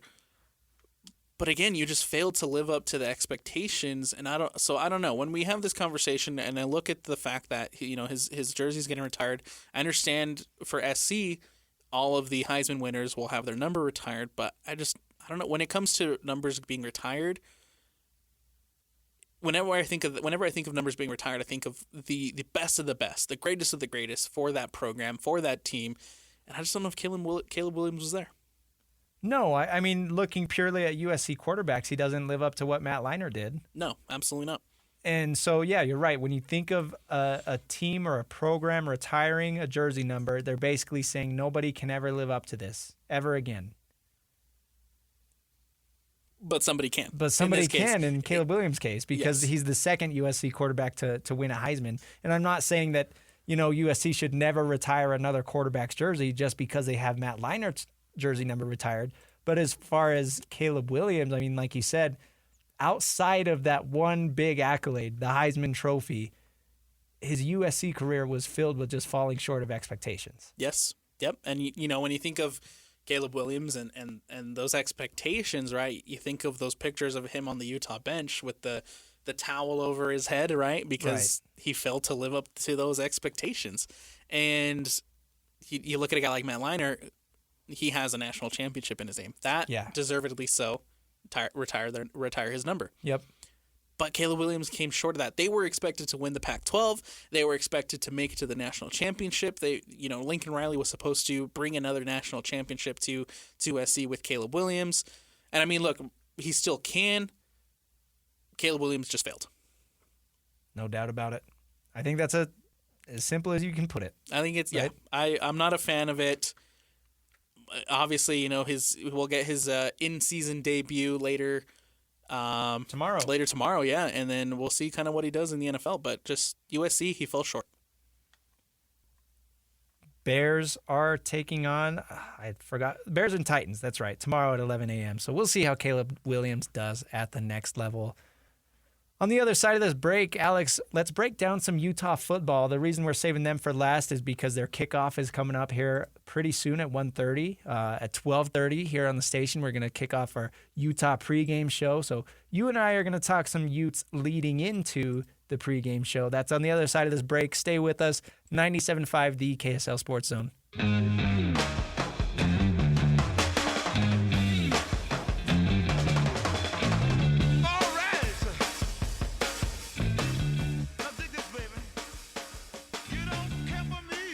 Thank you, Parker. It's the Saturday show, 97.5, the KSL Sports Zone. Christian Esparza, Alex Napoles. I requested some Jimi Hendrix earlier today, and Parker delivered. Nice one there. Absolutely. Good touch on the music today, Parker. Yeah. Good job. Great choice there. Alex, let's talk some Utah football. Utah getting ready to host Baylor, and that's coming up at 1:30. That's kickoff time for Utah. I'm really excited for this game because Utah week 1, they played SMU.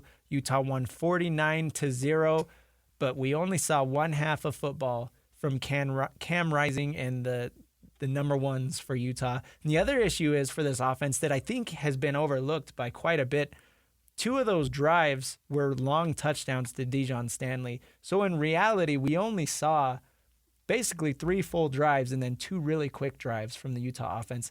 It's hard to really learn a lot from that little of football. So I think Baylor is a really good matchup to see really what Utah has. Absolutely. And I think, obviously, it's a little bit of a weird situation with playing a Big 12 opponent, but it's not a Big 12 game. Yeah. Right? That, to me, is interesting within itself. But I do think this is a good test for Utah to kind of treat it as your first Big 12 game. Yeah. This is, I think, the game to kind of open up Utah season, get you kind of accustomed to playing Big 12 football, playing the physicality of the Big 12. And I think we're going to learn a lot from Utah. I do anticipate, obviously a lot more reps and a lot more drives from Cam Rising and that number 1 offense. I think by the end of tonight, we'll learn a lot about where this Utah team really is. Yeah, it's a big one. And the conference situation is weird because this was scheduled as a non-conference game a couple of years ago. And then, of course, things happened. Things got moved around. Utah ended up going to the Big 12, so they're keeping it. It was easier to keep this game as a non-conference game than it was to find 2 more non-conference opponents for each Utah and Baylor. So they just, instead of dealing with the hassle, they kept it as non-conference. And there have been some jokes about last year's Utah-Baylor game, obviously, ended 20-13, and it was rough because Utah ended up taking Bryson Barnes out.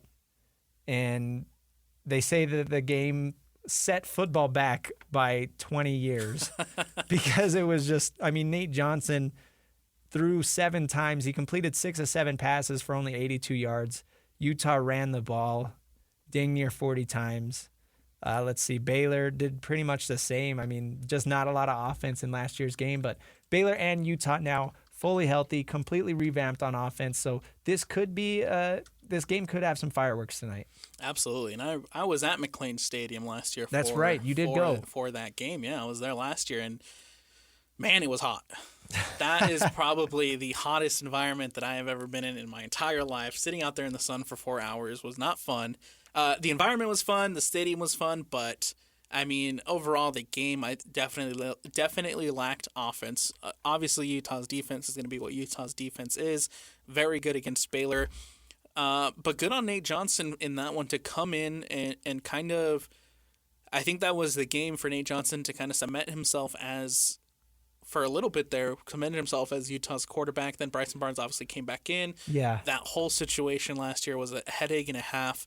However, this year, like you mentioned, a completely different story where you have Cam Rising coming back, you have Brant Kuithe coming back, you have this offense who looked well and fine-tuned the last game against SUU. We hope that can carry on into Baylor here at Rice Eccles, and they can make a statement win because, like I said, this is kind of your opener for Big 12 play. The Big 12 is treating it as an opener. Yeah. There's a big Big 12 homecoming theme that they're throwing this week for this game for Utah as kind of a welcome into the Big 12. So a lot of questions will be answered by Utah tonight. Especially because, as we've touched on throughout today's show a little bit, the Big 12 so far throughout this slate of games has been a little disappointing. Oklahoma State trailing Arkansas 21-7 midway through the third quarter, and then Kansas State trailing Tulane 20-10 at halftime. So I think this is a really important game for Utah because, again, we didn't really learn anything last week versus SUU. We were expecting them to come in and dominate, and that's what they did. And in that sort of domination, again, you don't really know what you're looking at. It's hard to judge a game versus an FCS opponent. So coming in against Baylor, and Baylor is kind of middle of the pack at best in the Big 12, but nevertheless, it's more than an FCS opponent. So I think today we're really going to see a little bit more of what Utah wants to do throughout the season. I think last week Dijon Stanley was making big plays. I don't think he's going to be a key player in every single game. I think they're going to be a little bit more traditional as far as running the ball, setting up play action. And then I think they're going to get Dorian Singer and some of these other receivers involved who didn't really have a very big impact last week against SUU. So definitely look for Dorian Singer today to have a bigger game. And then the tight end room, of course, we're going to see how that plays out. Some interesting ties because Caleb Lohner, the tight end who That's right. notoriously is switching to football from basketball, Caleb Lohner actually played for Baylor basketball for 2 years. Those were 2022 and 2023. He, of course, started at BYU with their basketball team, played 2 years at BYU, transferred to Baylor, played 2 years there, then decided he wants to come play football for Utah. So this is his first season playing college football, and then in week 2, he gets to play his former team in Baylor, and that's kind of an interesting tie there. And then for Caleb, how do you follow up that touchdown last week, right? Do you have a little bit more of an increased role in this offense? Do you have a little bit more of that coach's trust to be on the fields for a couple more plays and a couple more drives? So for him, obviously playing his old team, but how do you kind of follow up that performance where you did get the touchdown last week against SMU?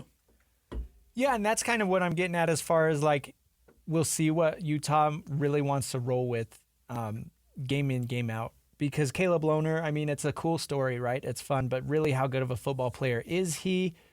We'll see. We'll see today if they are comfortable with playing Caleb Lohner against another Big 12 team, because that is kind of a big conversation, right?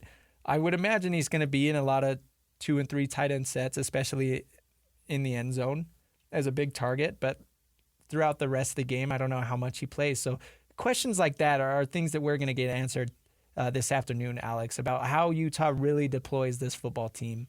And then another question is their running back room, because they didn't really stand out last week. Dijon Stanley led with 6 carries, but kind of take that with a grain of salt, because he played a lot of those carries kind of came in the, I don't know, it was just a weird game. It was a weird game. Mike Mitchell had 6 carries as well, but he put the ball on the ground. We know Coach Whittingham hates that. So we'll see kind of how long the leash is there. But the running back room, I think, is probably the biggest question going into this game. And hopefully we get an answer by the end of the day. And I think you kind of need an answer, right? We talked about it a little bit last week where there was concerns about the running back room. It sounds like the coaching staff is a little bit more comfortable with having the running back by committee. They don't really necessarily think it's a bad thing that nobody is stepping up.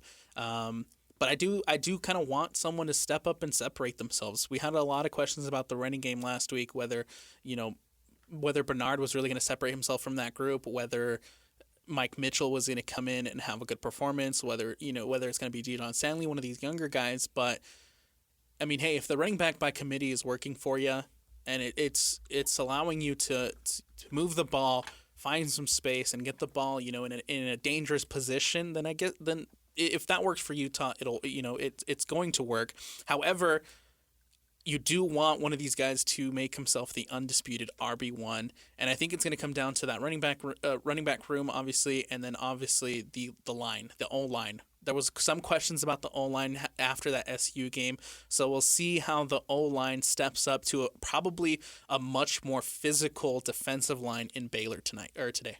Yeah, the offensive line was probably Utah's biggest weak point against SUU.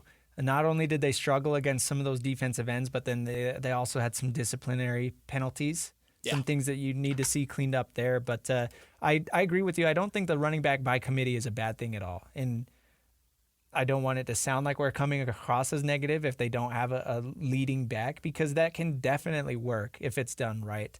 They just need the right guys to do it. And to have a committee that works, you need to have guys that are able to step in. And it's hard because sometimes in a committee you get guys that are cold. If you have a go-to back or maybe a 1-2 punch, these guys get hot and they get going throughout the game. If you have more of a committee, you might have a guy that doesn't touch the ball for a quarter or a quarter and a half, and then he comes in and you ask him to take a couple carries. And that can be hard if you're not in and out of the game in every series, if that makes sense. No, it absolutely does, because I think we saw it a little bit with Jalen Glover last week. Yeah.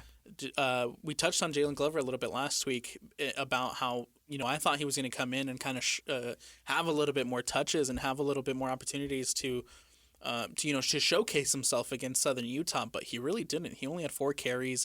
Wasn't anything too crazy on Jalen Glover's part, and so with the point that you're making right now, I can see someone like Jalen Glover potentially getting cold, not getting enough touches if we're going with that running back by committee approach that it sounds like Utah right now is kind of taking. Definitely. Of course, we're expecting a big game from Brant Keithy, as we're going to expect through every game.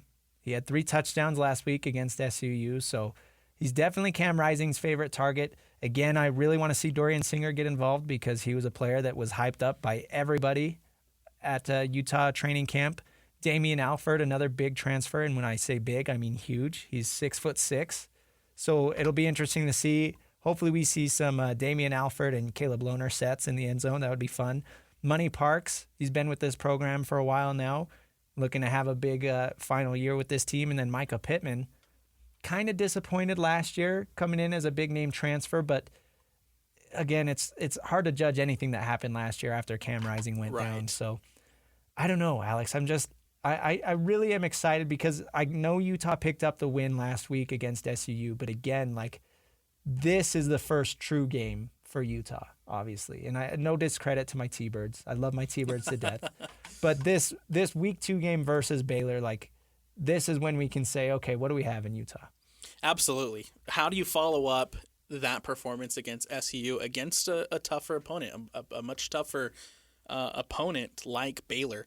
Like I said, this is a Big 12 opponent. You're going out there, you're trotting out your starting offense for a much bigger test. And so how do you just follow up that performance against SMU, translate it into this game, and make sure that you beat the Baylor Bears at home? That is my biggest question for Utah today, and we'll see how that plays out here with kickoff in a little over an hour. One question I have for you, and this is something I'm keeping an eye out on. How long into the game is it going to take for Dijon Stanley to run a wheel route as a decoy? You think it's going to be the first play? No, I don't know. First play. Second play? I do think it'll be early in the game. They'll throw him out there, kind of decoy him, and kind of let Baylor and that defense know, hey, this is something you have to respect. Yeah. This is something that you have to keep an eye on. Obviously, phenomenal to see those go for 2 touchdowns last week against Southern Utah. I think Baylor, obviously watching film, is going to have an eye on Dijon Stanley anytime he's on the field. Yep. So it would be fun to see Utah kind of send him out as a decoy early, maybe get a big chunk play or even, hey, a touchdown off of kind of using him as a decoy and letting Baylor know, hey, Dijon Stanley is someone that you have to keep an eye out all game long. And that's what Andy Ludwig gets to have some fun with, and it's obviously exciting to watch a player like Dijon Stanley have a big performance like that week 1. But then if you're the offensive coordinator, you say, okay, this is a shiny new toy that not only do I get to create plays for because he's obviously an electric playmaker with the ball in his hands, but I get to use him as bait because every opponent that we play from now on is going to know about this guy. They're going to say, hey, we have to keep at least one guy, if not 2, on him at all times, watching him, and that frees up things for the rest of the offense. So I can't wait to see what Ludwig does. Call me crazy, and I know we're only a game into the season, and even then we didn't get a full sample size of that Utah offense against SMU, but I see a little bit of Sione Vaki and kind of the way that they're trying to use Stanley, and a guy who can come in, kind of be your Swiss Army knife and run these special packages, these special plays. He can catch the ball, he can run the ball, he's very physical, he has great IQ. So I imagine Dijon Stanley to kind of take a little bit of a role like we saw Sione Vaki do on that offense last year. Right, because he's listed as a running back, but he's a gadget player. He can do anything. And, I wouldn't throw him in there to pass block. I wouldn't throw him in there, running ISO on the goal line or whatever.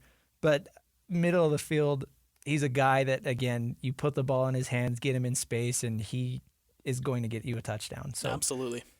Let's go to the defensive side, though. We talked about, offensively, some of the questions we have there. Defensively, again, the biggest question there is what do they do with Kenan Johnson going down for the year with an injury? There's been some talk throughout the week. It sounds like we might get some Smith Snowden playing boundary corner. I know he's a phenomenal nickel slot corner early in his career, but it's a big change moving from the slot to the corner or slot to the outside. And typically the slot is harder because you can move in any direction. And then the boundary, you have the sideline to kind of help you play that, but it is different. So obviously Smith Snowden is a good slot player. We'll see how he plays on the outside, and then maybe Teo Johnson getting some play in the slot if Smith Snowden is playing boundary. But how Utah fills in that corner spot is definitely their biggest defensive question today. And I think, obviously, we know what Smith Snowden can do. He's such an athlete. He is so smart. He knows how to read offenses. We know what he can do and what he brings to the table. I think tonight for Utah, today, we're looking at a guy like Cam Calhoun. A lot of positives about him throughout spring camp. Obviously, had the injury, missed a lot of the fall camp, didn't necessarily see him in fall camp, but there's been a lot of talk about him leading up to this week, about him being back with the group, back healthy, playing on the defensive side of the ball for Utah. I got my eyes on Cam Calhoun tonight to see how he fits in with this defense and to see what he does for Utah on that side of the ball. Yeah, they've got options. Smith Snowden and Cam Calhoun are the two biggest names. Elijah Scooby Davis had a pick last week, so he could get some playing time as well. Maybe they'll kind of go corner by committee, at least until they figure things out for sure. Opposite of Zemiah Vaughn, obviously he has the one side locked down, so Utah might take a couple games to really figure out what works best, filling in that other boundary spot. But some other names on the defense I'm excited to watch. I can't wait to see, obviously, what Leonard Barton and Karene Reed do. Logan Fano, Keanu Tanavasa. That entire front seven, I guess I'll mention Connor O'Toole and Junior Tafuna as well. Got to mention all of them, right? This is one of the most exciting front sevens in the entire country. Yeah, I agree with that. And I think every one of them is a threat to have a big game every single night. And that kind of just, every week, you've got this much talent playing next to each other, and it just makes it harder for offenses to game plan when you've got this many studs that you have to go against. So I think that kind of playing into the secondary conversation, it makes it easier when you've got a pass rush that is this scary. It makes it easier to kind of help fill in that pass defense. They didn't have the most eye-popping of stats against Southern Utah last week in week one. However, they did look good. And they look scary. And I think we're going to continue to see that tonight against Baylor. We'll see kind of how they take it to that Baylor offense, see if they can get pressure on the QB early, try to force them into some throws, and see if they can get some turnovers. I thought, obviously, Scooby Davis, amazing for him to get the INT, but I do think Utah, in order to find a little bit more success, they got to get a couple more turnovers on that ball. Yeah, and one interesting thing, I know Kyle Whittingham brought this up post-game. This was their first game in a while where they lost the turnover battle. They did, yeah. Isaac Wilson threw 2 picks, and then Jackson Berry threw a pick for SUU. So two turnovers for the Utes, only 1 for the Thunderbirds last week. I'd imagine this is one of the last times this season that we'll see the Utes lose the turnover battle, especially with Cam Rising. They don't turn the ball over a lot, and that's what Kyle Whittingham likes. But, yeah, you're right. Creating turnovers is something we want to see, especially because Elijah Davis was really playing with the twos in the second half when he got that interception. Seeing the starters get out and create turnovers, we definitely want to see that here this afternoon. Absolutely. So game 2 coming up here in a little bit. Utah taking on Baylor here at Rice-Eccles Stadium. Excited to see this one play out, Christian. Very excited, and coming up on the other side of this break, we'll get the Utah preview show started with Lloyd Cole and Christian Cox. Of course, kickoff coming up at 1:30. So thanks for listening to the Saturday show. This is 97.5, the KSL Sports Zone.